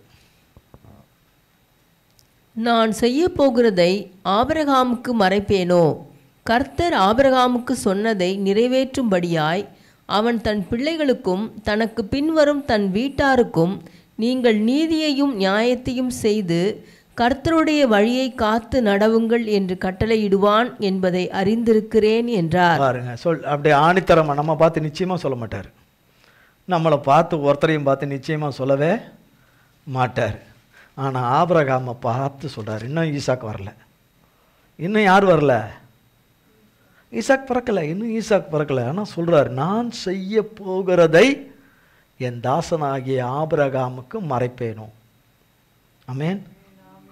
மறைப்பேனோ, நான் மறைக்க மாட்டேன் என்ன சொல்லிட்டு சொல்கிறார். கர்த்தர் ஆபிரகாமுக்கு சொன்னதை நிறைவேற்றும்படியாய் அவன் தன் பிள்ளைகளுக்கும் தனக்கு பின் வரும் தன் வீட்டாருக்கும் நீங்கள் நீதியும் நியாயத்தையும் செய்து கர்த்தருடைய வழியில் காத்து நடவுங்கள் என்று அவன் கட்டளையிடுவான் என்பதை நான் அறிந்திருக்கிறேன்றார். அவர் தன் கடைசி மூச்சு 175வது வயது கர்த்தருக்குள்ளே நித்திரை அடையும் வரையந்தமும் சொல்லிட்டு இருந்திருப்பார். அவருக்கு அவருடைய வழித்தோன்றல் சந்ததிகளில் இருக்கிற ஒவ்வொரு பிள்ளைகளுக்கும் கட்டாயம் என்ன செய்திருப்பார்? கர்த்தருடைய வார்த்தையை, தேவன் சொன்னதை நிச்சயமாக அந்த ப்ராபஸியை 15ஆம் அதிகாரத்தில் இப்படியாய் அந்நிய தேசத்திலே பரதேசிகளாய் இருப்பீர்கள், அங்கே நீங்கள் அங்கு உள்ளவைகளை சேவிப்பீர்கள், நான் அங்கிருந்து உங்களை அங்கே நீங்கள் என்ன படுவீங்கன்னு சொன்னார். அங்கே சொல்கிறார் ஒரு வார்த்தை 15ஆம் அதிகாரத்தில், 400 வருஷம் அவர்களால் என்ன படுவார்கள் என்று சொல்கிறாரு? உபத்திரவம் படுவார்கள் என்று. இப்போ அவர்கள் கர்த்தர் பேசும்போது அவர்கள் பிறந்துட்டாங்களா? அவங்க எல்லாரும் மறுபடியும் சொல்கிறேன், ஈசாக்கே பிறக்கலை. ஈசாக்குடைய பிள்ளை அவரே பிறக்கலை, அவர் வரப்போகிற சந்ததிகள் பிறக்கலை, அந்த பிள்ளைங்களுடைய சந்ததி பிறக்கலை. இவங்கெல்லாம் வந்து பழுகி பெருகி இருக்கிற இவங்க உபத்திரவப்படுவார்கள் 400 வருஷம்னு சொல்கிறாரு. இதை யார் நியமித்தது? வேதத்தில் புதிய ஏற்பாட்டில் சொல்கிறார், உலகத்தில் உங்களுக்கு உபத்திரவங்கள் உண்டு, ஆனாலும் திடன் கொள்ளுங்கள், நான் உலகத்தை ஜெயித்தேன் என்று சொன்னால் நீங்கள் வெளியே வர மாட்டீங்க, நீங்கள் அவ்வளோதான் என்று சொல்லுகிறவர்கள் நிச்சயமாய் தேவன் அவர்களை சந்திப்பார். தேவன் அவர்களை நிச்சயமாய் சந்திப்பார். தவறான ஆலோசனைகளை கொடுக்கிறவர்களை கட்டாயம் சந்திப்பார். தூண்டுகிறவர்களை கட்டாயம் சந்திப்பார். விடமாட்டார் கர்த்தர். சும்மா உட்காந்துக்கிட்டு பார்த்துட்டு சரி ஏதோ ஒன்று பண்ணாங்க, சரி போங்க, அப்படிலாம் விட்டுறவே மாட்டார். வைராக்கியம் பாராட்டுகிற நேரம் வரும். அவர் மகா வைராக்கியம் பாராட்டி இறங்கி வருவார் கர்த்தர். மகா வைராக்கியம்.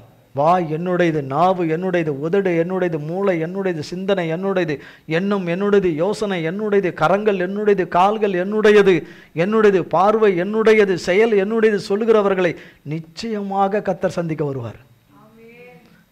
நிச்சயமாக சந்திக்க வருவார். அது அவர்களுக்கு அது நன்மை அல்ல, சந்திக்க வருவார். கர்த்தருடைய பிள்ளைகளை விடுவிக்க வருவார். இப்படிப்பட்டவர்களை சந்திக்க வருவார். கட்டாயம் கர்த்தர் வருவார். இங்கே சொல்கிறார், எத்தனை வருஷம் உபத்திரவப்படுவார்கள் என்று சொல்லிட்டு. யாத்ராகமத்தின் புஸ்தகம்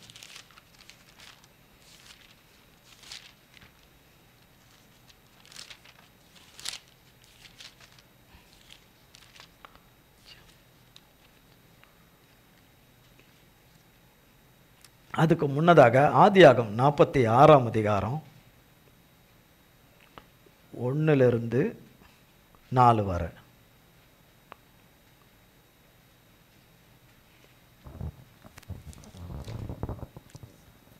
இஸ்ரவேல் தனக்கு உண்டான யாவையும் சேர்த்து கொண்டு புறப்பட்டு பெயர்சேபாவுக்கு போய் தன் தகப்பனாகிய ஈசாக்குடைய தேவனுக்கு பலியிட்டான். அன்று இரவிலே தேவன் இஸ்ரவேலுக்கு தரிசனமாகி, யாக்கோபே யாக்கோபே என்று கூப்பிட்டார். அவன் இதோ அடியேன் என்றான். அப்பொழுது அவர், நான் தேவன், நான் உன் தகப்பனுடைய தேவன், நீ எகிப்து தேசத்துக்கு போக பயப்பட வேண்டாம். பாருங்க, ஒரு வார்த்தையில் அதுக்காக தான் வாசித்தது. நீ எகிப்து தேசத்துக்கு போக நீ என்ன பட வேணாம், பயப்பட வேண்டாம். யாக்கோபு தேவனோடு கூட சஞ்சரிக்கிறவர், தகப்பனோடு கூட ஐக்கியத்தில், அனுதின ஐக்கியத்தில் இருக்கக்கூடியவர். ஏன் பயப்படுறாரு? தாத்தா பாட்டிக்கு வந்த பிரச்சனை, எகிப்தில் வந்த பிரச்சனை அவருக்கு தெரியும். தாத்தா பாட்டி யார் யாக்கோபுக்கு? ஆபிரகாமும் சாராளும். ஆபிரகாமும் சாராளும் தான் யார்? தாத்தா பாட்டி. அப்போ அங்கு எகிப்தில் பார்வோன் இடத்துல பாட்டி அங்கே மாட்டிக்கிட்ட அவஸ்தைகள் நன்றாக பஞ்ச காலத்தில் தாத்தா தேவ சித்தம் இல்லாமல் அங்கே போனது கொண்டது, என்னுடைய விளைவுகள், அதில் கர்த்தர் தப்பித்து வந்தது கொண்டது, காப்பாற்றி கொடுத்தது எல்லாமே ஆபிரகாம் மூலமாக சந்ததிகளுக்கு சொல்லப்படும். அதனால தான் சொல்கிறார் கர்த்தர் அவன் சொல்லுவான் என்று. கர்த்தரை குறித்தும் கர்த்தர் நடத்தினதை குறித்தும் காரியங்களை குறித்தும் கர்த்தர் கொடுத்திருக்கிற இந்த உன்னத ப்ராப்பசியை குறித்தும் நிச்சயமாக சொல்லியிருப்பார். பிறகால ஈசாக்கு காலத்தில் ஒரு பஞ்சம் வருது, அங்கேயும் அபிமெலேக் என்பவனுடைய காலத்தில் வருது, பிரச்சனைகள் வருது. அங்கே வரும்போது தன்னுடைய தகப்பனுக்கும் தாய்க்கும் வந்த பிரச்சனை யாக்கோப்புக்கு தெரியும். யாக்கோப்பின் மூலமாக, ஈசாக்கின் மூலமாக தெரியும்.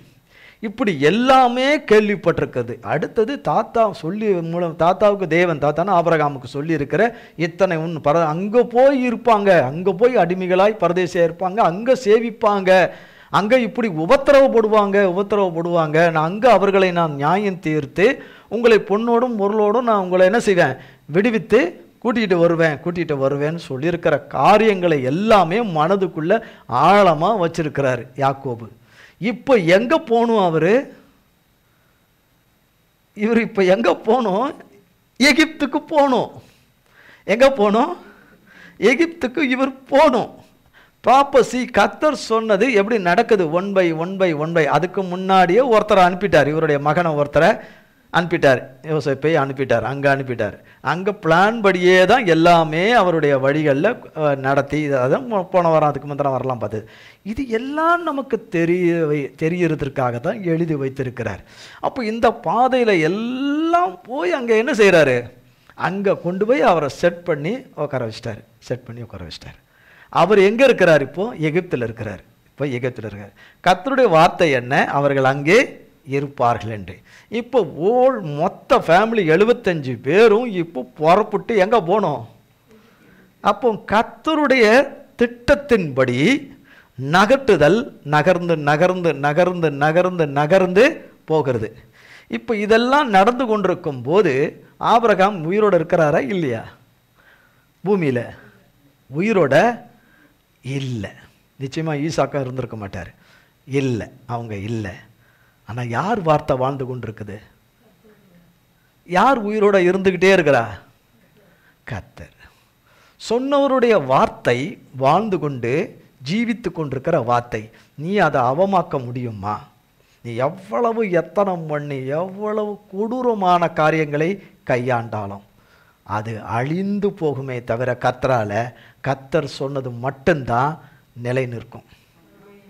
கர்த்தர் தம்முடைய ஜனத்துக்கு, தன்னுடைய மக்களுக்கு, தம்முடைய பிள்ளைகளுக்கு சொன்னது நிச்சயமாக நிலை நின்று நிறைவேறும். இது பொய் அல்ல. இதையும் அற்பமாக எண்ணி இதையும் மெத்தனமாக எண்ணி இதையும் அற்பமாக மெத்தனமாக எண்ணுவாயானால் கர்த்தர் பார்த்துக்குவார். ஆமென். கர்த்தர் பார்த்துக்குவார். அப்போ பார்த்தீங்கன்னா அடுத்த வசனம் பாருங்க, கீழ் வசனம் பாருங்க, படிங்க அப்படியே 3ஆம் வசனம். அப்பொழுது அவர், நான் தேவன், நான் உன் தகப்பனுடைய தேவன், நீ எகிப்து தேசத்துக்கு போக பயப்பட வேண்டாம், அங்கே உன்னை பெரிய ஜாதியாக்குவேன், நான் உன்னுடனே எகிப்துக்கு வருவேன், நான் உன்னை திரும்பவும் வர பண்ணுவேன், யோசேப்பு தன் கையால் உன் கண்களை மூடுவான் என்று சொன்னார். பாருங்க, முதல்ல சொல்லிட்டாரு, நீ அங்கே போகிறதுக்கு என்ன செய்யாத, பயப்பட வேண்டாம், உன்னை பெரிய ஜாதியாக்கும். இவருக்கு ஃபேமிலி பெரிய ஃபேமிலி. என்ன ஃபேமிலி? பெரிய பிக் ஃபேமிலி. அவர் கேட்டிருப்பாரா, ஆண்டவரே என்னை இன்னும் பெரிய சந்ததியாக மாற்றுங்கன்னு கேட்டார்? அவர் இந்த ஆசீர்வாதம் கேட்டாரா? கர்த்தரா தான் திருப்பி என்ன சொல்கிறாரு, அவருக்கு வாக்கு கொடுக்குறார். அவராக தான் வாக்கு கொடுக்குறார். உன்னை பெரிய, அவருக்கே ஃபேமிலி 75 பேரோட போகிறாருன்னா அது எவ்வளோ பெரிய ஃபேமிலி, இவ்வளோ பெரிய ஃபேமிலி.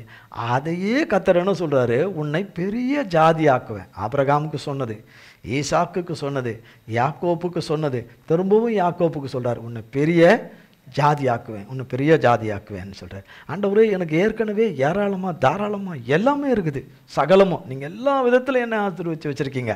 என்ன, நான் ஒருவனை மட்டும் நான் இழந்துட்டேன் அப்படின்னு இருந்தார். அதுக்கப்புறம் தெரிஞ்சிச்சு அவருக்கு, அது கர்த்தர் மறைச்சி வச்ச அற்புத காரியம்.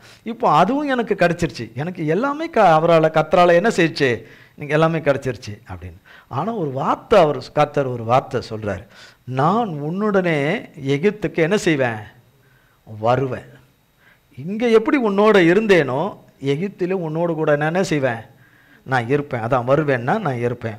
உன்னை திரும்பவும் என்ன செய்வேன்? வர பண்ணுவேன்.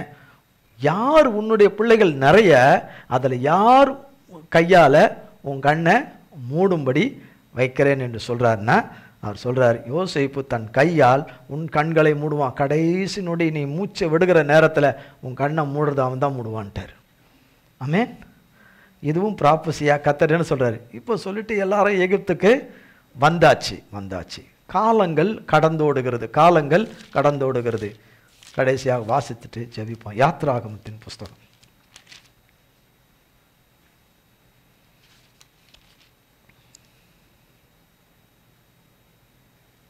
எடுத்துட்டீங்களா? யாத்ராகமம் 1ஆம் அதிகாரம் 4ஆம் வசனத்திலிருந்து.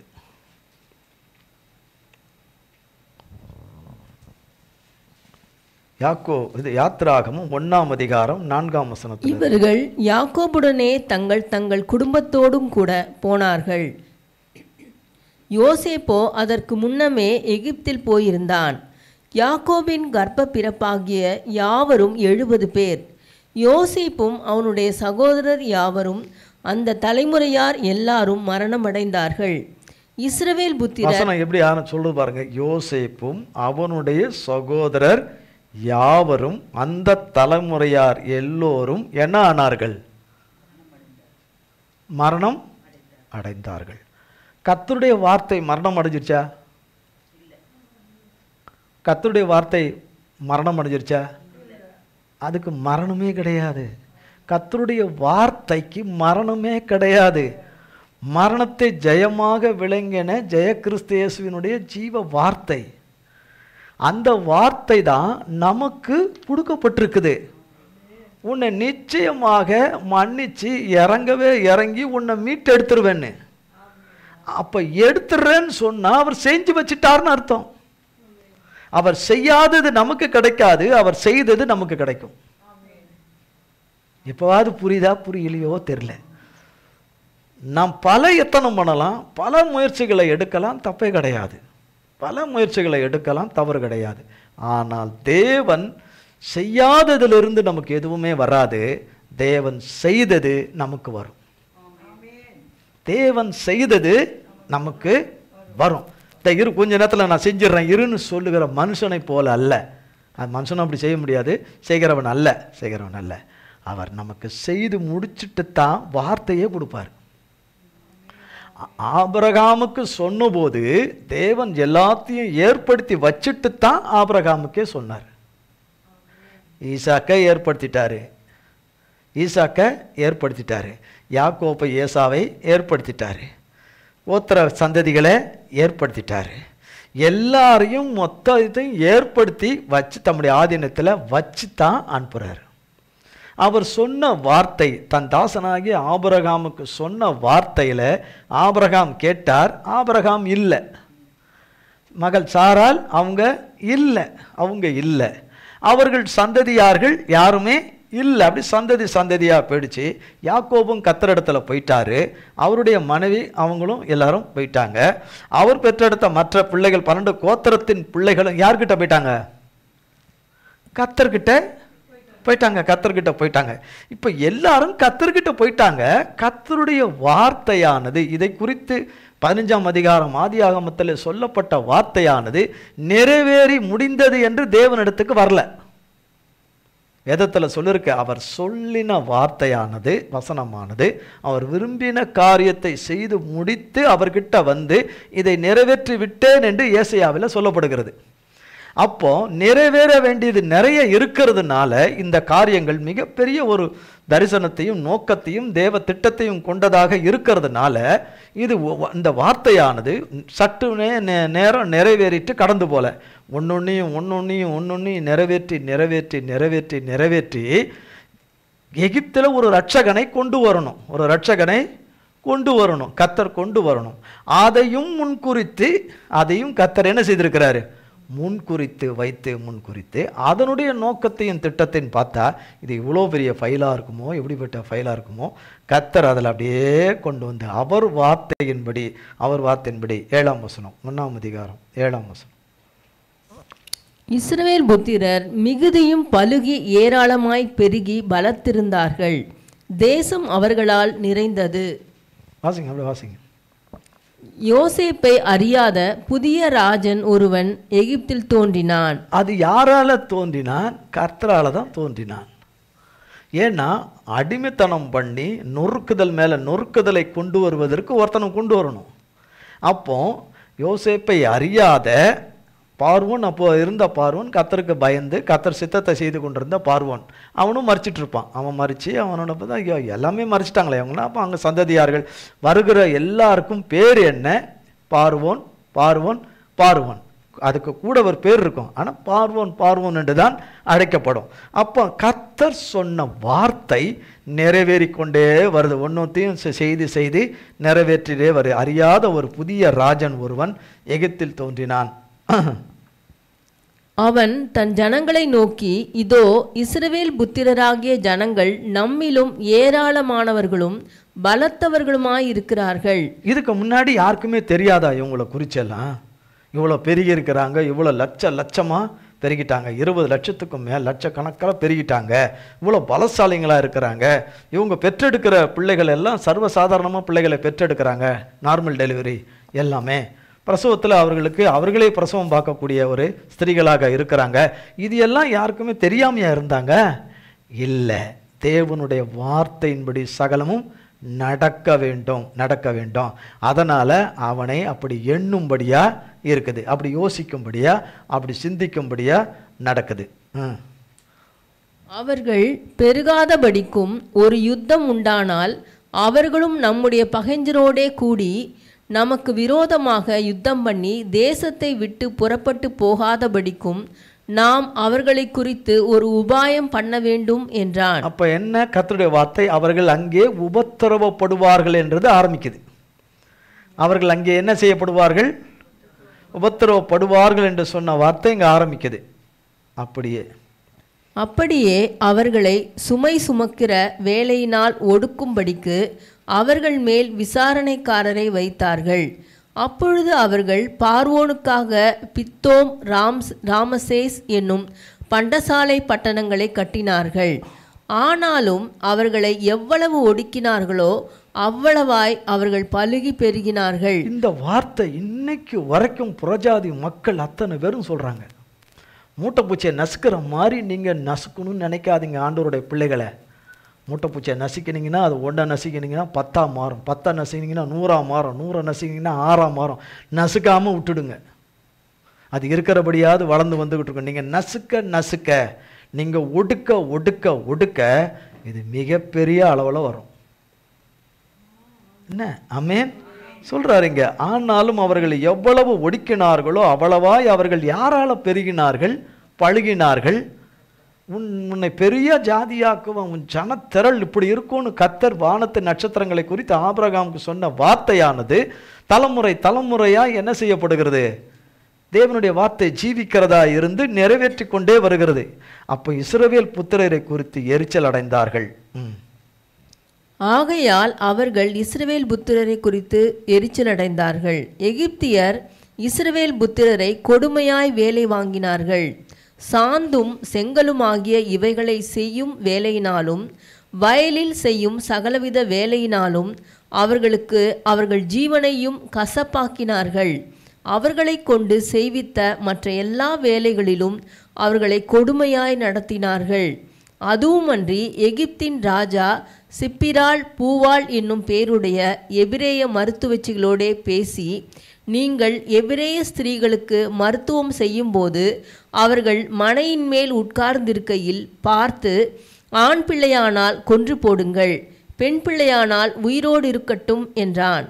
மருத்துவச்சிகளோ தேவனுக்கு பயந்ததினால் எகிப்தின் ராஜா தங்களுக்கு இட்ட கட்டளைப்படி செய்யாமல் ஆண் பிள்ளைகளையும் உயிரோடே காப்பாற்றினார்கள். பாருங்க, தேவன் சொன்ன ஆபிரகாமுக்கு, தாசனாகிய ஆபிரகாமுக்கு சொன்னதை அவர் சந்ததிக்கு சொல்லிட்டு வரத ஒருத்தன் கேட்டுக்கிட்டே இருக்கிறான். ஒருத்தன் யார் அது? சாத்தான். ஓ, தேவன் அவர் இப்படி ஒரு பிளானை கையில் வச்சிருக்கிறாரா? நான் ஒரு பிளானை போடுறேன். இது எப்படி நடக்குதுன்னு பார்க்குறேன். இப்படி ஒன் பையாக நடக்குதா? அப்போ அவர் சொல்கிறபடி நடக்கணும்னு அவனுக்கும் தெரியும். ஆனால் அது கெடுக்கிற புத்தியில் நான் என்னென்ன பண்ணணுமோ அதை கெடுக்கணும், அதை அவமாக்கணும். அதுக்கு எனக்கு யார் வாங்க, நான் சொல்கிறதுக்கெல்லாம் கேட்டு செவி கொடுத்து ஆமாம் போடுறவங்களாம் என்கிட்ட வாங்க அப்படின்னு. இன்றைக்கி எப்படி நடக்குதோ அன்னைக்கும் அதே தான். அப்படியா? ஒன்றுன்னா அப்போ அவர் சொல்கிறாரு, அப்படி உபத்திரப்படுவார்கள்னு. இது வரைக்கும் உபத்திரமே ஆரம்பிக்கலை. அப்போ எல்லாருமே கடந்து போயிட்டாங்க, முக்கியமானவங்க எல்லாம் கடந்து போயிட்டாங்க. அப்போ உபத்திரம் ஆரம்பிக்கலை. இப்போ உபத்திரம் ஆரம்பிக்கிற ஒரு ராஜா வந்திருக்கிறான். அவன் பேசுகிறான், கொல்றான், நடக்குது. அப்போ இது எல்லாம் பண்ணும்போது ரைட், இதுதான் சந்தர்ப்பம். தேவன் யாரையோ பிறக்க வைக்க போறார். நான் மீட்டு கொண்டு வருவேன்னா அப்போ வழி நடத்துறதுக்கு யாரோ ஒருத்தர் வேணும். நிச்சயமா பெண் பிள்ளையை வச்சு செய்யலை, ஆண் மகனை வச்சு தான் செய்வார். அதனால ஆண் பிள்ளைகள், இனி பிறக்க போகிற ஆண் பிள்ளைகள் எதுவோ அது இந்த வயதுக்குரிய பிறந்து இத்தனை ஒரு வயதோ, அந்த பிறந்த நாளோ, 1 மாதமோ 3 மாதமோ 6 மாதமோ 1 வயதோ, அதுக்குள்ள அந்த பிள்ளைகள், எந்த பிள்ளைகள் ஆக இனி பிறக்கிற பிள்ளைகள் ஒன்று கூட என்ன செய்யக்கூடாது? உயிரோட இருக்கக்கூடாது, அழிக்க வேண்டும் என்று. அப்போ தேவனுடைய எங்கும் வேதத்தில் பார்த்தா, ஆதியாகமத்தில் சொல்லப்பட்டது, தேவன் கொடுத்த சொப்பனக்காரனை அழிச்சிட்டா சொப்பனம் நிறைவேறாது. தேவ வார்த்தையை கொடுத்து தேவ சித்த நோக்கத்துக்காக வாக்கை பெற்றவனை அழித்து விட்டால், அது வாக்கு பெற்றவளை அழித்து விட்டால் நிறைவேறாது என்று. ஆனால் அழிக்க சாத்தானோடு உடன்படுகிறவர்கள், அதுக்கு இசைகிறவர்கள் சாத்தானுடைய வஞ்சக வலையிலே விழும்போது, அவன் வஞ்சக வலையில் விழுந்த உடனே அவன் என்ன நினைக்கிறானோ அது நிறைவேறின உடனே அவன் அவர்களை விட்டு விலகி விடுவான். நாயா, நீ தான் செவி கொடுத்த, நீ தான் கேட்ட, நீ தான் மாட்டிக்கிட்ட, எனக்கு தெரியுமே தேவன் விடுவிப்பாருன்னு. நான் எப்படி ஓன்ட்ட சொல்வேன் தேவன் விடுவிப்பாருன்னு? தேவன் உன்னை மன்னிப்பார், உனக்கு இரக்கம் காட்டுவார், உன்னை விடுவிப்பார், உன்னை எடுப்பித்து கட்டுவார், உன்னை மலையின் மீது அமர்ந்த குடியிருக்கிற பட்டணமாக மாற்றுவார், நீ வெளிச்சத்தின் வாழ்க்கையை வாழுவ, நீ அநேக ஜனங்களுக்கு ஆசீர்வாதமாக இருப்பேன்னு நான் எப்படி சொல்வேன்? நான் என்ன சாத்தான்? நான் எப்படி உனக்கு சொல்வேன்? தேவன் விடுவிப்பார் எனக்கு தெரியும், உனக்கு நான் எப்படி சொல்வேன்? நான் விடுவிக்க மாட்டார் சொன்னேன், நீ தான் கேட்ட. என் மனுஷர்களை அனுப்பினேன், நீ தான் கேட்ட. இப்போ நான் கேட்டது தப்பாக போச்சு, ஐயோ நான் அப்படி நடந்துக்கிட்டது தப்பாக போச்சு, நான் இப்படி செய்தது தப்பாக போச்சுன்னு இப்போ நீ என்கிட்ட புலம்பு என்ன பிரயோஜனம்? எனக்கு அதுக்கு தெரியவே தெரியாதுன்னு கலண்டுக்கிட்டு போயிடுவோம். அதிலே அதே சத்ரு தான் இன்றைக்கு இருக்கிற அந்த சத்ரு தான் அன்றைக்கு கட்டாயம். சரி, ஆனால் இந்த ஸ்திரீகள் பாருங்க, ஒத்துழைக்கவே இல்லை. சாத்தானுடைய சூழ்ச்சிக்கும் வஞ்சகத்துக்கும் இந்த 2 ஸ்திரீகளும், சிப்ரால் பூவால் என்கிற எபிரேய மருத்துவச்சிகள் ஒத்துழைக்கவில்லை. நீ ராஜாவாக இருந்தாலும் சரி, என் தேவாதி தேவனும் ராஜாதி ராஜாவுடைய சித்தமும் கட்டளை என்னவோ அதை தான் செய்வேன், உயிரே போனாலும் பரவாயில்ல. அவர்கள் என்ன சொல்லுகிறார், நீ சொல்கிறத நாங்கள் செய்ய மாட்டோம், தேவன் சொல்கிறது தான் செய்வோம் என்று. 16ஆம் வசனம் பாருங்க. நீங்கள் வாசிங்க. நீங்கள் எபிரேய ஸ்திரீகளுக்கு மருத்துவம் செய்யும் போது அவர்கள் மனையின் மேல் உட்கார்ந்திருக்கையில் பார்த்து, ஆண் பிள்ளையானால் கொன்று போடுங்கள், பெண் பிள்ளையானால் உயிரோடு இருக்கட்டும் என்றான். சரிங்க ராஜாவேன்னு சொன்னாங்க. சாத்ராத் மேஷாக் ஆபேத்நேகோ பாருங்க சொல்கிறாங்க, உனக்கு எவ்வளோ திமிர் இருக்கும், நீ வணங்கிடு, இவ்வளோ பிரச்சனையை கொடுக்குறேன் வணங்கிடு, வணங்கிடு, உன் தேவன் விடுவிக்க மாட்டார், நீ வணங்கிடு. அங்கே நிறைய பேர் வணங்கிட்டாங்க. சாத்ராத் மேஷாக் என்ன செய்ய மாட்டாங்க? சாத்தானுக்கு தெரியும் வணங்கவே மாட்டானுங்கன்னு.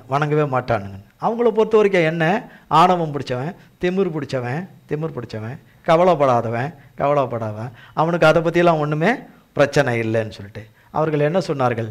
ராஜாவை உன் கட்டளைக்கு நாங்கள் என்ன பண்ண மாட்டோம், கீழ்ப்படிய மாட்டோம் உத்தரவுக்கு. நீர் என்னை விடுவித்தாலும் சரி, எங்கள் தேவன் எங்களை விடுவித்தாலும் சரி, விடுவிக்காமல் போனாலும் சரி, நீ சொல்லுகிற அந்த பிசாசு சிலையை நாங்கள் வணங்க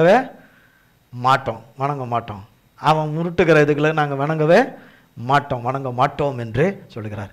அப்போ ராஜா என்ன சொல்கிறான்? என் கைக்கு தப்புவிக்கத்தக்கவன் யார் என்று சொல்கிறான்? என் கைக்கு தப்பிக்குது.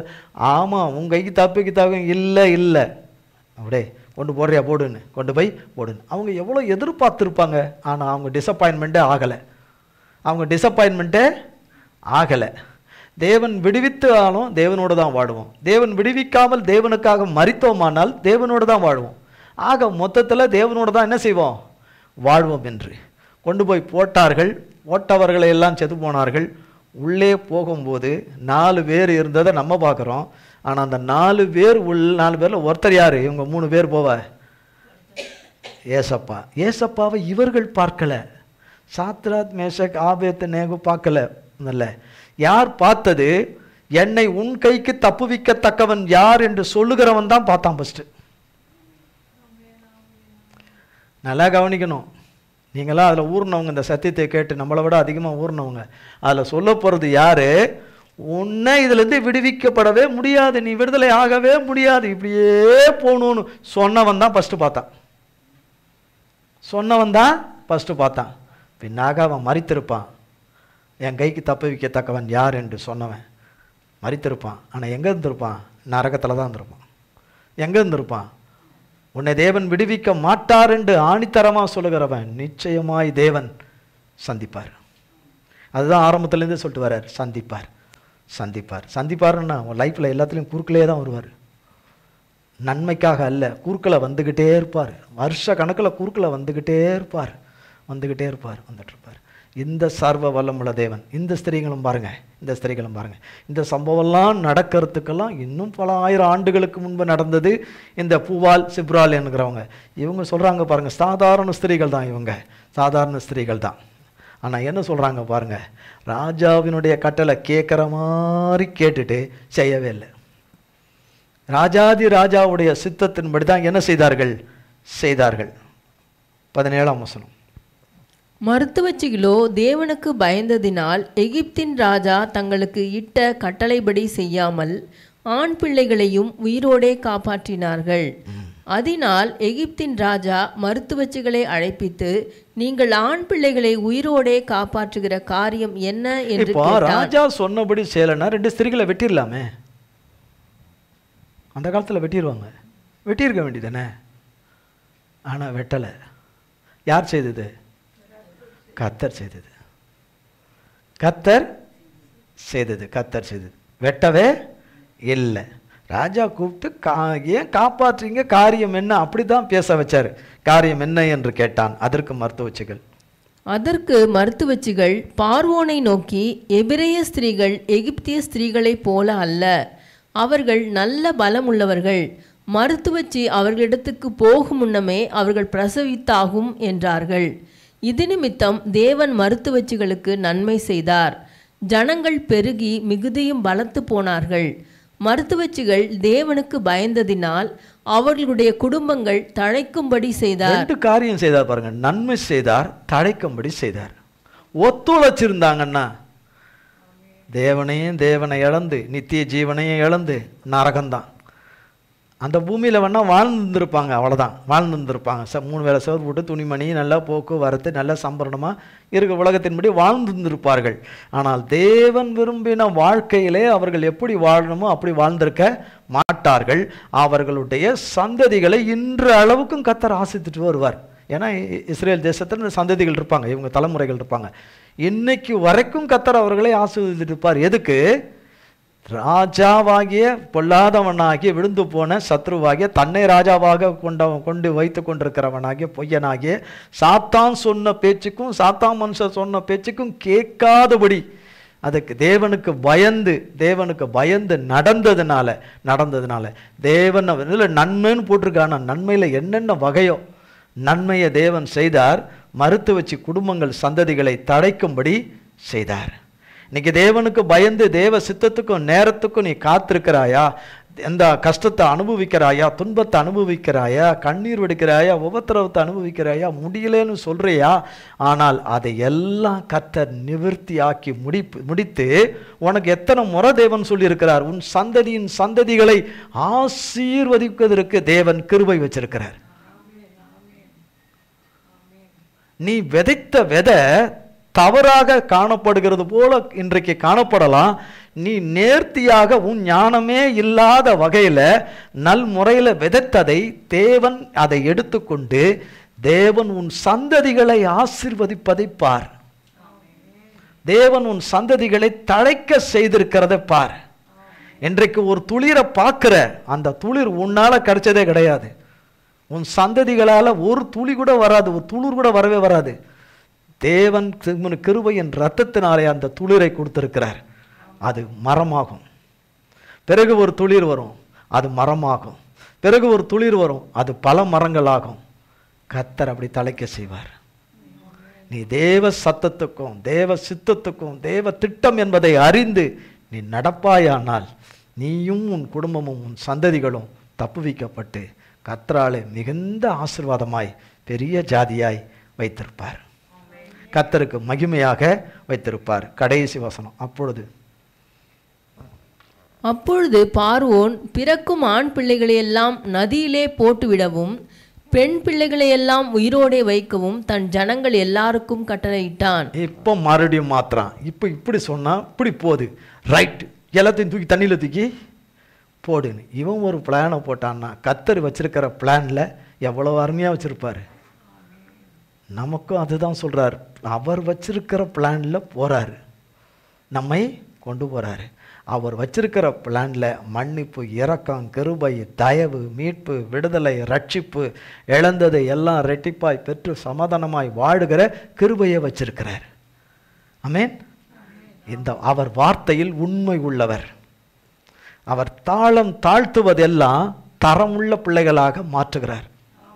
தரமுள்ள பிள்ளைகளாக மாற்றுகிறார். தரமற்ற பிள்ளைகள் சந்ததியில் வந்துடக்கூடாது. தரமுள்ள பிள்ளைகளாக நம்மையும் சந்ததிகளையும் மாற்றுகிறார். பசும் பொன்னாக சொக்க தங்கமாக மாற்றுகிறார். வெறும் துளிரை பார்க்காத, அந்த துளிர் வளர்ந்து வளர்ந்து வளர்ந்து செம்மையாய் ஆசீர்வாதமாக அந்த ஆசீர்வாதமும் பிறக்கும்போது, அந்த அழியாத ஜீவன் பிறக்கும்போது பாரு, அது தேவன் உனக்கு செய்ததும் நீ நம்பாமல் தேவனுடைய வார்த்தையை நம்பாமல் செய்யும்படி செய்தவர்களுடைய வாழ்க்கையில் நடப்பதையும் நீ பார். ரெண்டு வித்தியாசத்தை நீ வரக்கூடிய காலத்தில் என்ன செய் பார். கர்த்தர் சர்வ வல்லமுள்ள தேவன் உனக்கு நல்லவராகவே இருந்து உன்னை தப்புவிக்க பண்ணி வஞ்சகருடைய சதியில வலையில விழுந்து அழிஞ்சிராதபடி உன்னை தப்பு பண்ணினார் என்று சொல்லி காலம்புறமாய் கர்த்தருக்கு நன்றி சொல்லு. கர்த்தர் நல்லவர், நம்மை விடுவிப்பார். நம்மை விடுவிப்பார். நாம் அழியவே மாட்டோம். அவரால் அழிக்க நினைத்து கொண்டே இருக்கிறவர்கள் சீக்கிரத்தில் கர்த்தர் வந்து சந்திப்பார். அப்படி என்றால் திரும்ப திரும்ப குறுக்களை வருவார். கர்த்தர் குறுக்களை வருவார். தம்முடைய பிள்ளைகளையோ நேர்த்தியாய் விடுவிப்பார். அவர் சொன்ன வார்த்தை சத்தியம், வெளிச்சம் உதிக்கும். கர்த்தருடைய நாமத்தினாலே அவருடைய பிள்ளைகள் வாழ்க்கையில வெளிச்சம் உதிக்கும். அப்போ நாம் சந்திக்கும் இத்தனை கொடிய பிரச்சனைகள் அவராலே அழிந்து போகும். வெறும் பண பிரச்சனை மட்டுமல்ல, நிறைய இருக்கு. அவைகள் எல்லாம் அழிஞ்சு போகும். அவைகள் எல்லாம் அழிஞ்சு போயிடும். அவருக்கு பயந்தவர்களுக்கு மட்டும் அதுக்கு பிறகு எவைகள் வந்தாலும் அது அவராலே அழிந்தே போகுமே தவிர அவருடைய பிள்ளைகளை அவர் தீமையிலிருந்து மீட்டு விடுவித்து ரட்சித்ததை நாம் பார்ப்போம். ஆமென், ஆமென். கர்த்தர் இந்த வார்த்தை எல்லோரையும் ஆசீர்வதிப்பாராக. நாம் ஒவ்வொருவருக்கும் ஆசீர்வதிப்பாராக. ஜெபம் செய்வோம். எங்கள் அன்பின் பரலோக பிதாவே, கர்த்தராகிய இயேசு கிறிஸ்துவின் மூலம் மண்டையிலே வருகிறோம். தந்தையாகிய தேவனே, இந்த நாளிலும் வேளிலும் ஆண்டவரே, உம்முடைய தெய்வீக பிரசன்னமானது நீங்காமல் இருந்து நிறைவாகிய நீர் நிறைவாக இருந்து தொடக்கம் முதல் இம்மட்டுமாய் ஆண்டவரே நீர் செம்மையாக நேர்த்தியாக உம்முடைய வார்த்தையை தந்து நீர் வழிநடத்தின கிருபைகளுக்காக, வழிநடத்தி கொண்டு செல்லுகிற கிருபைகளுக்காக, கடைசி பரிந்தும் வழிநடத்துகிற கைவிடாத கிருபைகளுக்காக, நேர்த்தியாய் சகலவற்றையும் செம்மையாய் செய்து முடித்திருக்கிற உம்முடைய கிருபையின் பாக்கியத்திற்காக கோடி கோடி கோடி கோடி தகுதியற்ற நீசர்களை மன்னித்து மகா இரக்கமாய் மீட்டு விடுவிக்கிற உம்முடைய மகத்தான ரட்சிப்புக்காகவும், சத்ருக்களுக்கு நீர் வைத்திருக்கிற மகத்தான அழிவுகளுக்காகவும் கோடி கோடி கோடி கோடி கோடி கோடி ஸ்தோத்திரம். உம்முடைய உன்னத நோக்கம் சுத்தம் நிறைவேறுவதாக. எங்களை எல்லா இக்கட்டுகளுக்கும், எல்லா பண பிரச்சனைகளுக்கும், எல்லா நோவுகளுக்கும், வலிகளுக்கும், பயத்துக்கும், மனக்லேசங்களுக்கும், மன உளைச்சல்களுக்கும் நீங்களாக்கி எங்கள் துக்கம் சந்தோஷமாய் மாறும் என்று சொன்ன நம்முடைய வார்த்தையின்படி சகலமும் நன்மையும் சமாதானத்துக்கும் ஜெயக்கீர்த்திக்கான மாறுதல்களை நீர் உண்டு பண்ணுகிற கிருபைகளுக்காய் கோடி கோடி ஸ்தோத்திரம். நீர் வைத்திருக்கிற உன்னத வழியிலே உம்முடைய பிள்ளைகளை மீட்டு ரட்சித்து உமது நாமத்தை மைமைப்படுத்துவதற்காய் கோடான கோடி கோடி ஸ்தோத்திரம். உம்முடைய கல்வாரி ரத்தத்தில் எங்கள் அத்தனை பேரையும் ஒப்புக் கொடுக்கிறோம். இயேசு கிறிஸ்துவின் மூலம் ஜெபிக்கிறோம் பிதாவே. ஆமேன் ஆமேன் ஆமேன். என் ஆத்துமாவே கர்த்தரை ஸ்தோத்ரி, என் முழு உள்ளமே பரிசுத்த நாமத்தை ஸ்தோத்ரி. என் ஆத்துமாவே கர்த்தரை ஸ்தோத்ரி, கர்த்தர் செய்த சகல உபகாரங்களை மறவாதே.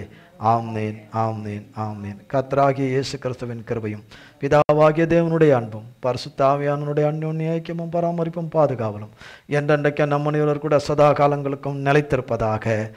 ஆமேன் ஆமேன் ஆமேன். இயேசுவின் ரத்தம் ஜெயம். இயேசுவின் பரிசுத்த நாமத்திற்கே ஸ்தோத்திரம். God bless you. நாம் திருவிருந்துக்கு